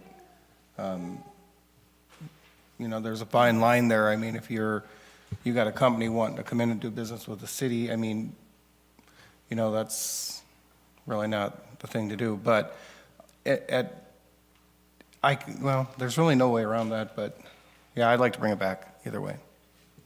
Mr. Lopez? Thank you, Mayor. So the thing that I wanted to talk about here is more of a broader concept, which I think is really what the mayor is trying to get at is city manager takes direction from the body at a publicly noticed meeting. And so for the mayor to, let's say, hypothetically say, and he didn't do this, but let's say he were to come out and say,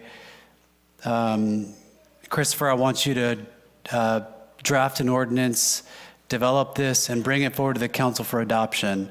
Now I'm taking direction from one council member.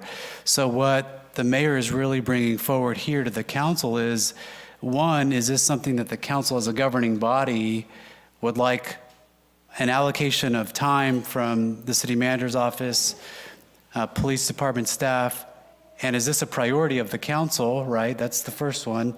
And then the second one are the things that the council may want to look at. So what I heard was, what are other cities doing? What are other ordinances that are there? So that's just an allocation of staff to say, hey, this is kind of what you can look at and what other cities are doing to look at these uses, tobacco, alcohol, fill in the blank.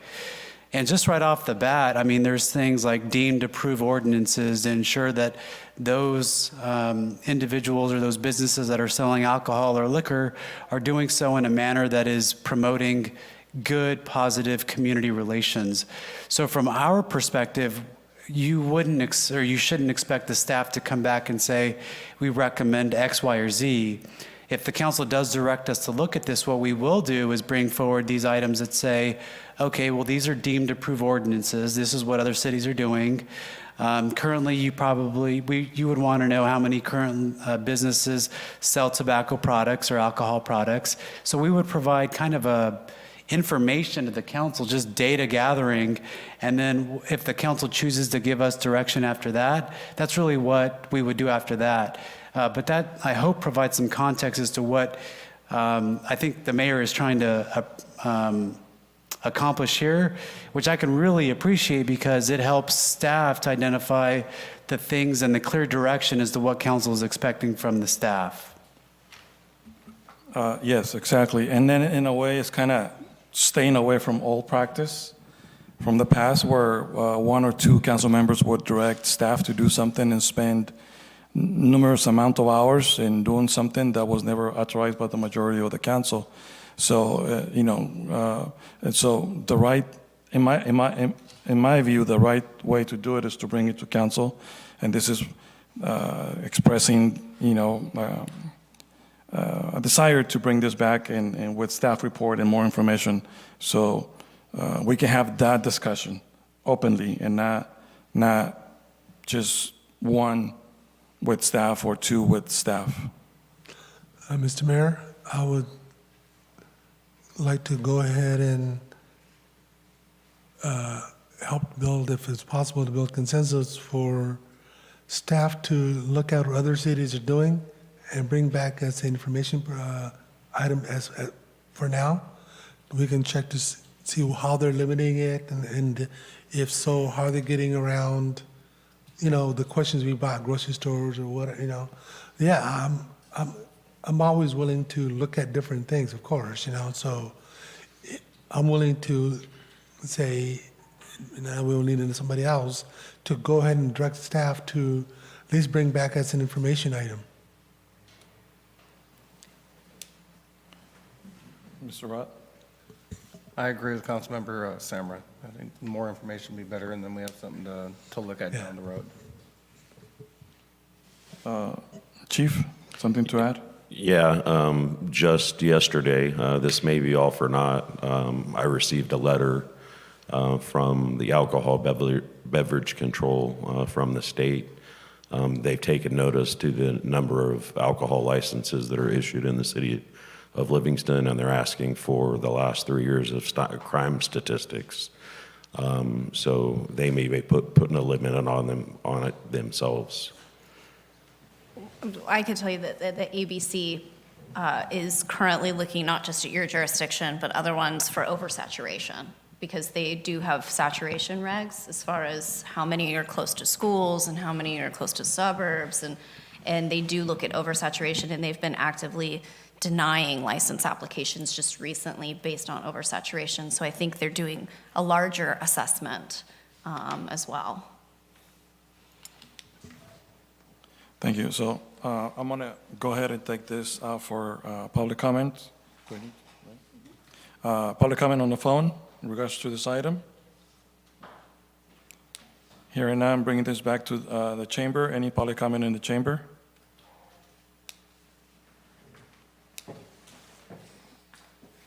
Can you please state your name? Rodrigo Espinosa. Well, I kind of do agree. I know we've kind of discussed it in the past when I was here, but I think there is an oversaturation, and there's been talk about a tax on alcohol or tobacco in the past, which hasn't passed. But I think that, there's a lot of partying going around here. I know that they can go anywhere and purchase it, but the more accessible, I think that there's too many quinceañeras, weddings, and summer's coming and the heat, and so the more that we can do to be safe for especially our youth, which tend to have a higher accident rate of DUIs. So anybody can happen, but more of the youth. So we just want to prevent that from bad accidents from happening. So that's all my comments. Thanks. So as previous mayor and council member, you would have been one to have these businesses come before the city of Livingston and have them approved, hearing them at planning and then come before the council? So no, there was groups that were reached out to us to pass a tax, but it never passed. I wasn't talking about taxes, I'm talking about businesses that were allowed in Livingston, because right now you're stating that it would have been a good idea for us to put a cap on it. in which you were our previous mayor and city council member, where you had a hand in having I those can't discuss that discussions. because, those are different times. There's different, Alcohol hasn't changed the way people behave. yeah. Well, I know that you're trying to be a negative on my speech, but, no more comment. Thank you. Right. You're welcome. Any other public comment in the chamber?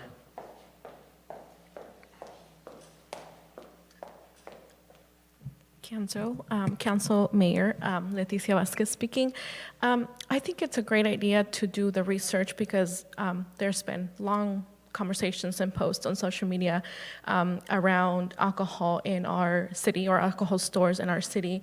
And I know that Councilmember Soto has been one of them that has been very vocal and has disagreed with how many stores we have downtown that serve or sell alcohol. I guess sell alcohol, not serve. So I think having the research and presenting it, and I like it was stated, maybe we can't do anything about what happened in the past, but maybe we can do something moving forward. So I really like that idea, and I appreciate the transparency of asking for that in front of everyone, as opposed to emailing city attorneys to do the work without even being transparent. Thank you. Any additional comments in the chamber? Bringing this back to our dais, and actually, just now I was just remembering that at one time, this or previous councils decided to also put a cap or not allow serving cantinas here in Livingston. Livingston used to have a lot of bars. And I know that there used to be a lot of people driving all the way to Livingston to come to the bars, and now, council at one time or another decided like no more, and now we don't have any more of those. So, so this previous councils have done other things, and I think this is just another opportunity to, once again, just to look at something like this. Look at staff reports and then continue with that conversation. Council, anything else? So I hear what you're saying, and I also heard you say earlier that previous councils, you've said that, and lady over there mentioned previous council members not being transparent. So you did mention that there were council members that acted in the past by not just doing whatever they wanted. So you're saying, this will help with the past practices. So being transparent, who were those people? Leo, is that something, it's... You can come up to the lectern. Excuse me. This is... So we need to have this conversation on the dais, and you and I can have further conversations in regards to this, but that would have nothing to do with this item. You had brought it up. You said that to avoid past practices of past council members. But if you'd like to have the conversation in private and not be transparent about it, that's okay. All right. Anything else, council? Staff, is that enough direction? Yeah, I did get clear direction from at least 3 council members on this one. Mayor, thank you. All right. Thank you. Moving forward, next Just item. one more. If the elected city clerk would like to interject from back in the back. We're done with that item. We're done with that item. Mr. Mayor, I object to that. I don't believe the person spoke as a city clerk. I believe they spoke as a citizen. And for us to call somebody, a citizen, back on for their ability for under a freedom of speech and to say something, we shouldn't be calling them back up. And that's not, I think that's not right. Well, that may have been out of turn, but I do believe that she is here for the sole purpose of taking minutes for our meetings, so she is actually on the Mr. clock. Mayor, I object. I think We're not in court. when you call for citizen comment, person can speak as a citizen regardless of the position. Correct. So I believe that person spoke as a citizen, not as a city clerk. Maybe taking notes as a city clerk, but can't switch out of that role into a public comment. I appreciate what you've said, but I disagree. Many times I have been called out for, hey, I'm constantly wearing that hat as an elected, constantly wearing that hat regardless.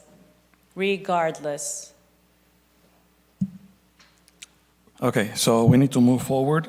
Next item, item number 9, discussion and direction on City of Livingston towing practices. So, Mr. Lopez or Chief? Yeah, so I'll just provide a little bit of background on this one. I think 2 weeks ago, staff received questions from members of the public. I did provide the overview of those items, the answers to those questions, provided documents to the council. We did have a member of the council, Mayor Pro Tem, reach out to see if we wanted to include this on the agenda, reached out to the mayor, and the mayor mentioned that, yes, let's put this on the agenda. So it's on the agenda. If there is anything that the council, similar to the item that we just discussed about, if there's anything that the council wishes to direct staff to look at, reevaluate, bring proposed changes, anything like that, we're happy to take direction from the council here tonight, Mayor. Mr. Mayor? Yes, Mayor Pro Tem. At the previous meeting, we do allow for council to give direction on future agenda items. I believe a council member requested that we bring this up for discussion. So regardless of how you feel about this item, or that's not the point, is if an item is requested by a elected official, we go ahead and green light it to be brought for discussion. So it wasn't how I feel about it. I have no opinion on what it is. It was at the request of any council member. It could be the mayor pro tem or mayor asking, hey, we want to put this at the next item. We need to go ahead and do that, and it was done. So I believe, correct me if I'm speaking wrong, Councilwoman Soto, you had requested this item to be brought up. So we can talk about it because we were trying to talk about it, and legal has told us because it's not agendized, we can't talk about it, but it is now agendized. So if you'd like to bring this comment for discussion, you are free to do so at this point. I just wanted to review some of the policy. I was curious over some of the discussions that were passed, and it was brought up as Facebook posts about always towing. So looking further into it, I wanted to know about the policies that we had in regards to towing companies, and who is allowed to sign contracts for that.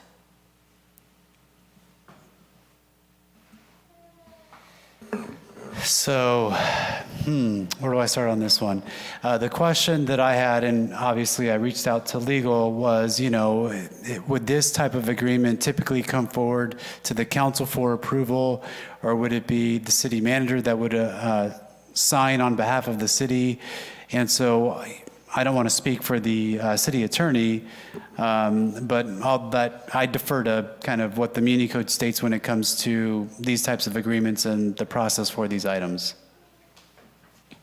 So the city has a towing policy, which sets out the guidelines for any tow companies that want to be added into the city's rotation. So the city doesn't have like a specific franchise contract with a tow company. That is something that other cities do when they have franchise ordinances. This city does not. And so there's a policy of all of the guidelines which must be followed in order to be added into the rotation. And a tow company that signs onto and agrees to those to those guidelines can be added into the rotation, and it is the chief of police, according to the policy, that reviews those agreements and the guidelines and adds them into the rotation. So the city doesn't have a tow ordinance in place, which would specifically state the authority for someone to execute a contract between the city and a tow company, but it does have a policy that appears to have been last updated in 2016. But that goes back, it went back quite a bit further than that from what I could tell. So that is where it stands as of now. And I believe the city has 2 or 3 tow companies that are in that rotation. So there are 2 tow companies that are on our rotation, TNB and Always. And any tow company that meets the CHP guidelines is welcome to come into our rotation, so long as they pass the California Highway Patrol inspection. We have records on every tow company that is on our rotation. In those files are the CHP instruction or the inspection reports, along with rap sheets and criminal background checks on all of their drivers and operators. So if John Smith bought a tow truck and they came to Livingston and they wanted to get onto our rotation, they absolutely could, so long as they met those California Highway Patrol guidelines. The policy that we have for towing is actually written by Lexipol that we pay a lot of money to. Obviously, Christine, I'm sure that you're familiar with Lexipol. It's written on the CHP guidelines. Way before me, there was a decision that was made that in our local tow agreement, so long as you had a storage yard within the city of Livingston, that you could operate as a tow company on our rotation. And that's written in the tow agreement, and that was done way before I came here, and that's where we sit right now. The only time we do call a specific tow company is Always Towing for our evidence tows, and that is a critical situation where we've got to have that vehicle put into a secure facility, and I can't allow just anyone to have access to those facilities. So that's why we choose that one particular company to do our evidence tows. Mr. Lopez? Mayor, thank you. The chief brought up a really good point, and I'm glad he brought it up, in that we operate in the policy world. So whatever the policy is of the city, of the council, that's what we operate from. What the chief alluded to in terms of a tow company having a yard in the city, we can't find a policy that dictates that that's a requirement of the city council or the city of Livingston. It has been a past practice. So the question, really, the policy question for the council, which also goes back to the point that Christina made, is that if there are policy level issues, whatever those are, that the council wants us to embed within a policy, it probably makes sense to reevaluate what that tow policy is from the city perspective. One of the things that I talk to the staff about, and just how I operate, is staff should never be in the position of making policy for the city. That's the council's role, not the city's role. So for us, we administer policy, but we're not in the framework of creating policy. If the council, by way of resolution or amending its ordinance, were to say something like, the city does require a tow company to have a city yard within, to have a tow yard within the city, that is a council policy priority. In the absence of that, what has happened historically is that that language has been embedded in the agreement over some time. I don't know when that came up. But that's really kind of the policy level framework that the council should be operating from in terms of those high level items that are relevant and important to the council. So I hope that provides a little bit more context to, I think, the point that Councilmember Soto's bringing up, but also to some of the past practices that have gone on historically with these items, Mayor. And speaking to people that have been around the police department a lot longer than I have, obviously, the reason that was embedded into the agreement is our officers would stop a car and tow a car with somebody that was driving on a suspended driver's license, and a tow company would be called from the city of Merced, and so our officer is standing on the side of the road for 45 minutes waiting for this tow truck. On top of that, now we're sending our resident from the city of Livingston to the city of Merced to pick up their car.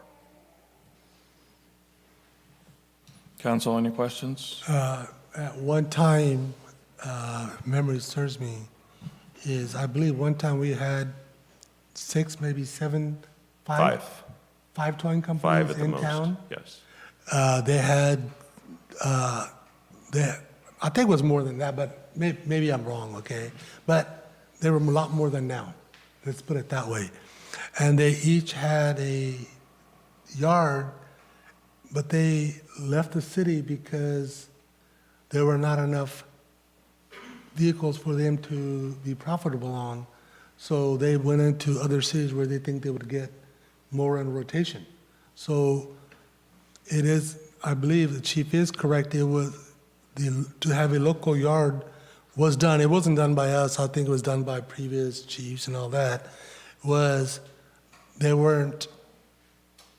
It was just have an officer waiting there 45 minutes for them to come in, and by the time you do the paperwork, you're an hour and a half away. Now that officer is tied up. Officer can't do anything else.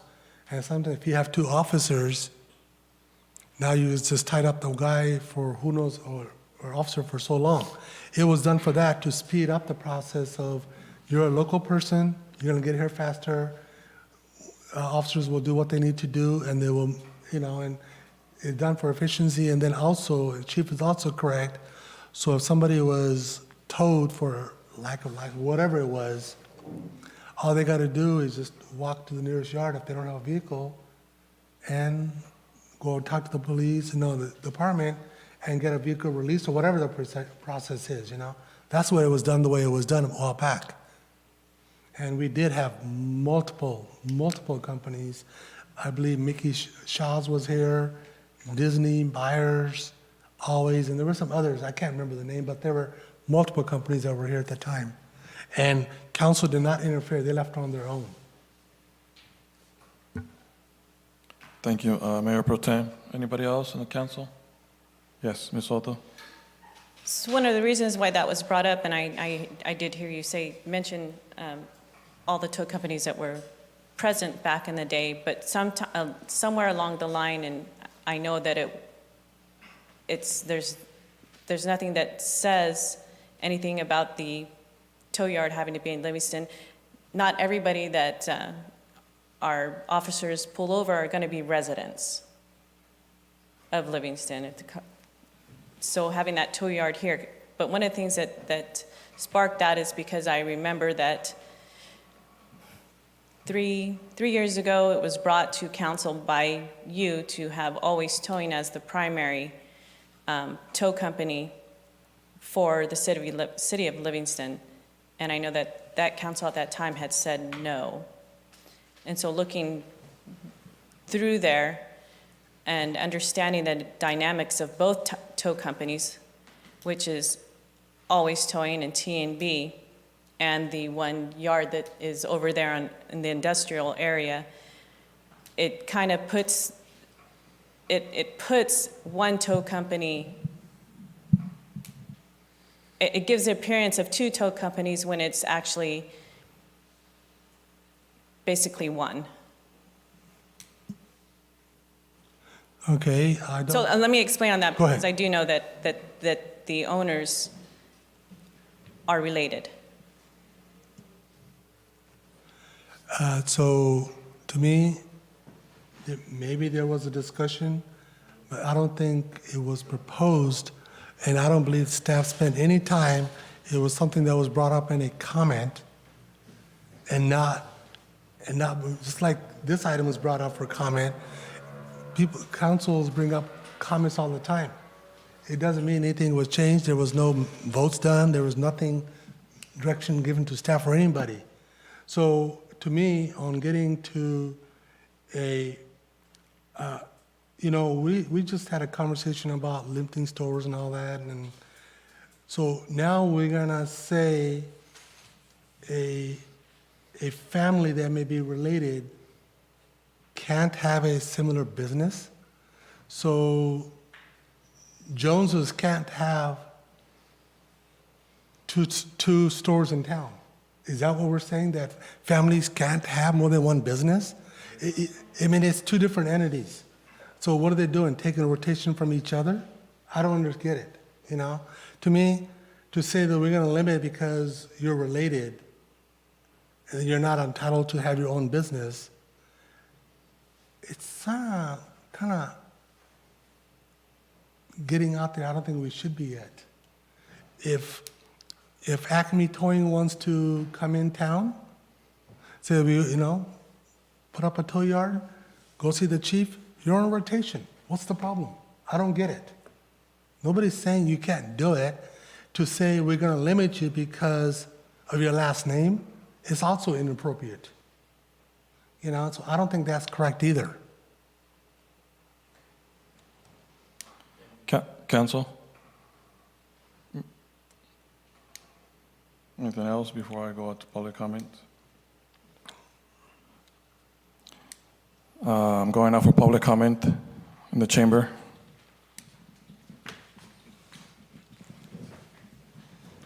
Thank you, Rodrigo Espinosa again. Citizen, previous towing company owner. I used to be, have the towing company here. And again, like legal said, or like you guys said, there's not illegal for a family to have two towing companies. I used to be in it then my brother came in. Now the other family member has a company. I went out. There was 3 more companies that came in after that. And, business is hard. So they left. There's currently another company that comes to Livingston. That's Turlock City Towing, that has a contract from Stanislaus County all the way to Merced County to City of Merced. They have opted not to join the city rotation because they're always busy with AAA towing. You know that. Shaw's Towing used to be here. They sold. They went out of business, and City Towing came in. That's a big tow company, but they have decided not to join the rotation. The chief goes through the contracts. He decides, if they meet the qualifications, that they come in. But this is not about towing company. This is, council member, about you attacking me. Because of social media, you're associating my brother with me. Okay, people are complaining about a tow company with issues. If there's issues with the towing company, then you bring it up to the police chief or the city or the CHP. There's broken windows, they have insurance. They were complaining. I saw those social media. You come on there, you're trying to find out more dirt on me because I'm running for re-election next year. That's the reason that we're here. You know that. I know that. I'm talking. Okay?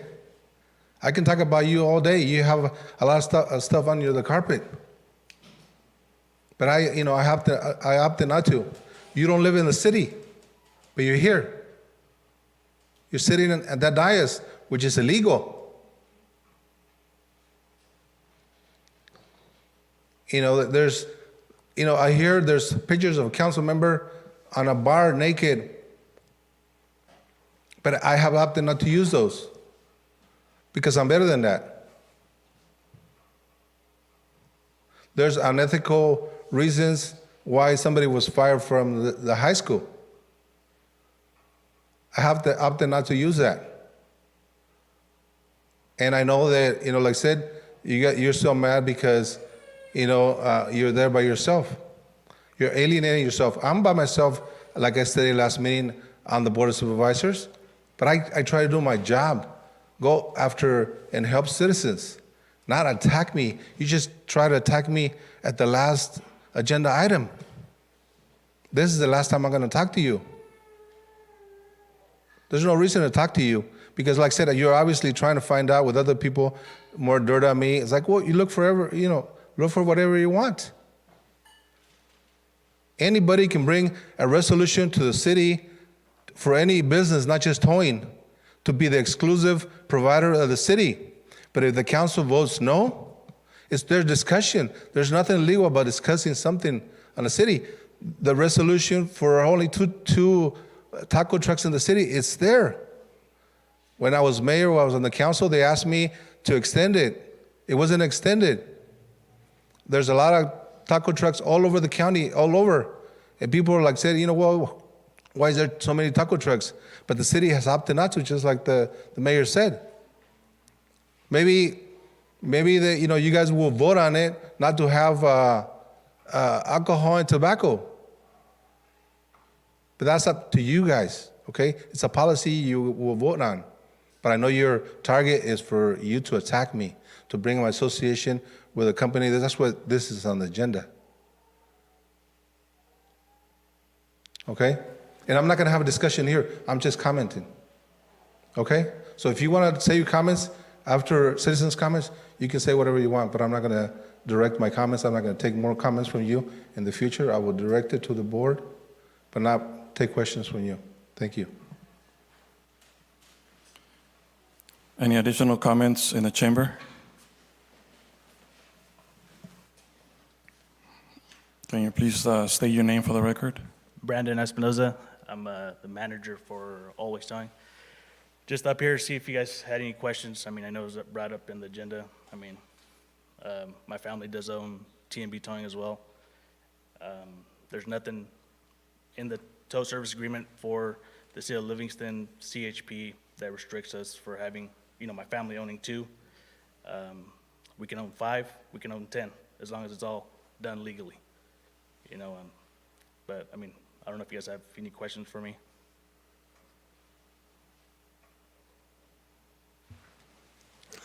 Are TMB and Always, are they on a CHP rotation? Yes. Thank you. We actually have, we have Always Towing has 4 offices: Turlock, Livingston, Winton, Merced. TMB's in Merced, Winton, and Livingston. So every year we get inspected by CHP, and that's how we're able to get on with the city of Livingston. Any other questions? No? Thank you. Any additional comments in the chamber?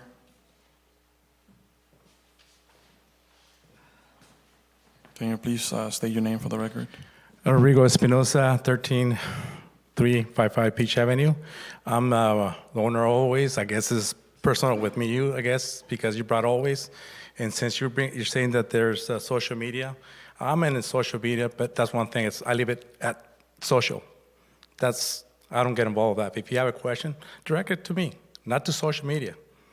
I take it personally when you bring us up right now, say Always. When you, on the agenda, it was tow companies, but now you brought Always. That's why I'm here. I guess I known Ms. Soto since what, high school days? We even almost share a locker. So I don't know what's her problem is. Her friends, maybe? Don't know. Your daughter, Monique, I'm sorry, I'll take that back. One of your daughters and my daughter were best friends. What happened? Sorry again for coming your daughter, because this is not about your daughter. I mean, her. So what's going on? Because social media?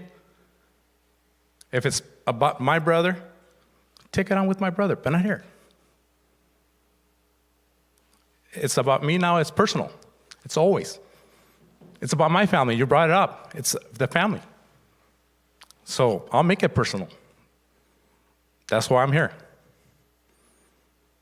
And like my son said, we can have 20 companies. It's all legal. We go by the book.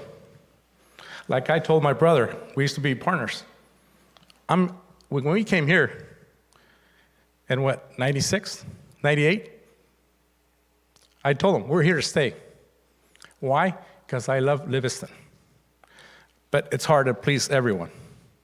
You learned that already. So I'm directing to you because why? Because you brought this on, on yourself. I respect every one of you guys. It takes a lot. That's all I think I got to say. If you have any questions, I'm glad you can answer that question. No question, but thank you. Thank you for being here and being patient, waiting to the end. Appreciate you. Thank you, Chief. And Mr. Espinoza, is Always on rotation list for other cities? Yes, we're on rotation in Turlock, San Luis County, here, Atwater, Merced, Mariposa. Why? I wonder why. Yeah, aren't you also one of the few companies that can tow big rigs? Yes. Whatever other people can, we'll handle it. I don't think there's anybody in town around here that can tow a big rig, especially out of a wreck, correct? Correct. Thank you.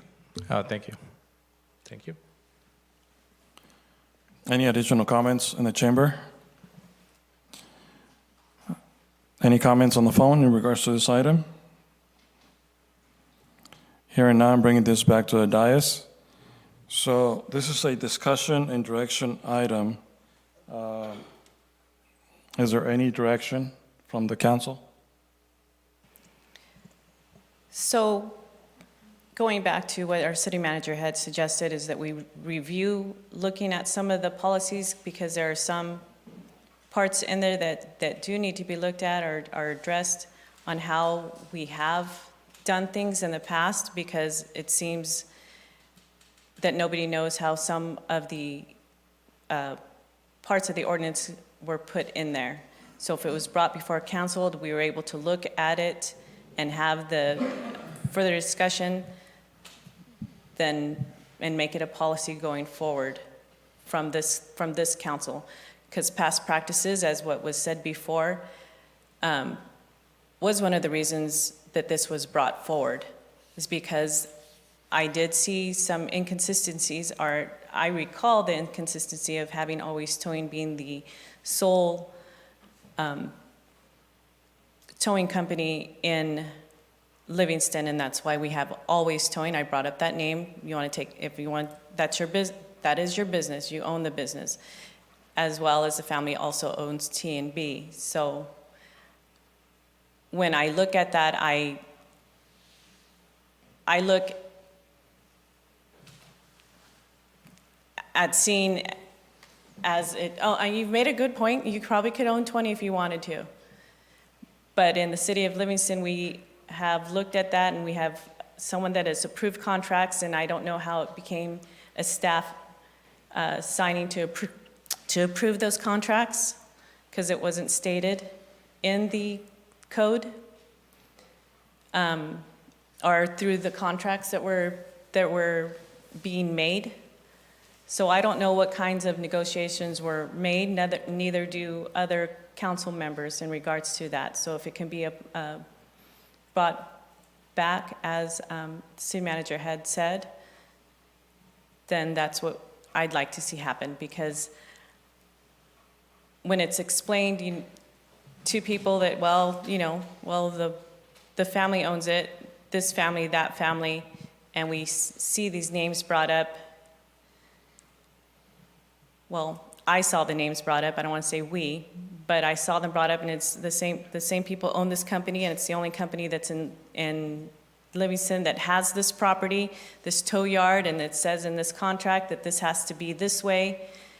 And knowing that nobody knows and understands where it came from, I'd like to see it put into a different type of policy, into a policy.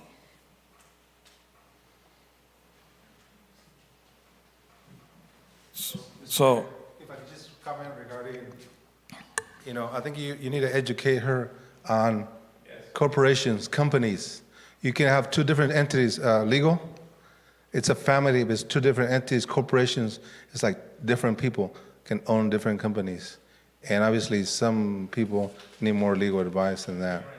It just, like I said, two brothers, two sisters can have different corporations that can own the same thing. So that's what legal's here, so to advise before dumb comments are made. Thank you. If I can just make a suggestion, because there is a policy out there, and we don't know when it was adopted, or we don't know that the council didn't adopt that policy, right, at this point. But the policy exists. There's no contracts being negotiated, and there aren't necessarily expenditures being authorized, because generally the person's car who's being towed is who's paying for that. And so this is a little bit of a different situation than most of somebody authorizing a contract, and there's no negotiation. The guidelines are what they are. But I would suggest to have a clean record, if we bring the policy forward for potential ratification or change, right? So that this council has the opportunity to either make the policy so in the record as it's stated, or to make any changes this council deems necessary to the policy. Mr. Lopez? Mayor, I think Christina brings up a really good point, and I'll just throw out a hypothetical. Based on the policy priorities of the council, that's really what should dictate what these agreements state. But let's say someone from 200 miles away wanted to get on the tow rotation. The council probably has a preference to say, well, if one of our residents has their car towed, we don't want them to go 200 miles away from here. So that's a policy priority to the council to say, well, we want to make sure that if one of our residents has their car towed, that they're going X amount of miles from the city of Livingston.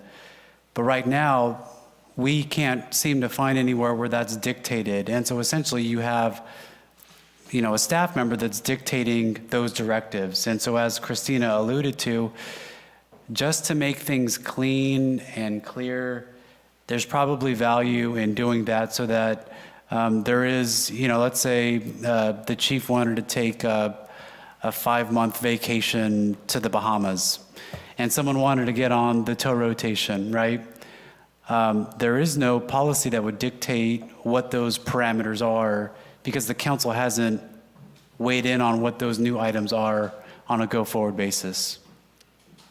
And if I can just add, and I could bring it back to the council at a later date, every agency in this county follows the Highway Patrol Protocol. It's all about the CHP. If the CHP kicks somebody off of their rotation, they're off of our rotation. It's happened at every other, in a lot of other agencies. If the CHP does away with the tow company, they're off of everyone's rotation. Just, I do want to clarify on the issue of families owning the two tow companies. And if you wanted to have some kind of policy that prohibited that, I think you'd have come into some constitutional, it's not just legal, I think you're going to have a constitutional issue. Just to make the records, I don't think anybody's actually suggesting that. I don't think Councilmember Soto is suggesting it, but just because it was brought up, I just want to make clear that you're going to have some constitutional issues if you implement a policy such as that. Okay, so I do agree with what both the city manager and legal have suggested. I think just to get it cleaned up or to make sure that it's specific to what policy needs to be, then maybe we need to bring this back and then staff can decide based on when you feel whether, because I wouldn't want to say in 2 weeks because, it does, it is going to take some time, but I do want to see this back and just clean it up as best as possible and just to make sure that we're not getting the city into any more legal issues. The ones we have already, I think we got plenty of. I assume it's still open? No, not no more. Yeah, thank you. There's no way you can change the policy because it's already. Yeah, so does this, I don't know what the rest of the council, but I don't know if that gives you staff enough direction. Yeah, and I think even if it's just to memorialize what's in the existing agreements to ensure that that's what the council wants because there are some things that were included there that are not embedded in a policy. So even if we were to bring back the fundamentals of what's in those agreements so that the council can collectively say, yes, we're good, that allows the staff not to be in the position of creating policy when the council hasn't adopted that as their own policy. Even if it's just as fundamental as that, that would be the recommendation that I would have, and I think legal is in support of that as well. Yeah, and it could be as simple as adopting the CHP policies, but then having a vehicle in place for staff to implement it. I think the implementation is really the issue because there's already robust guidelines on what's required for tow companies, no matter where they are. So it's more of an implementation and a process issue that needs to be either ratified or clarified. Okay. So staff, do you have enough direction? Or, all right, okay, thank you. So next we have council direction on future agenda items. Council? Yeah, Mr. Mayor, on the next meeting, if possible, I'd like to bring up this conversation regarding where city does business with one bank. They had promised us a branch, but we haven't got it. I'd like to find out where we're at as far as what the promises were and what we can or should do at all at that point. So are you expecting a staff report or just? I would like to have that inserted of what was originally, when we signed on, what was voted on, what their promises were. So both what was Yeah, I'm not asking for any. what was approved and what was Yeah, promised? I'm not asking to take any action to change anything, but I'll need to bring this up so everybody understands what our expectations were and what they have done, you know? Okay. Anything else, council? Is that it?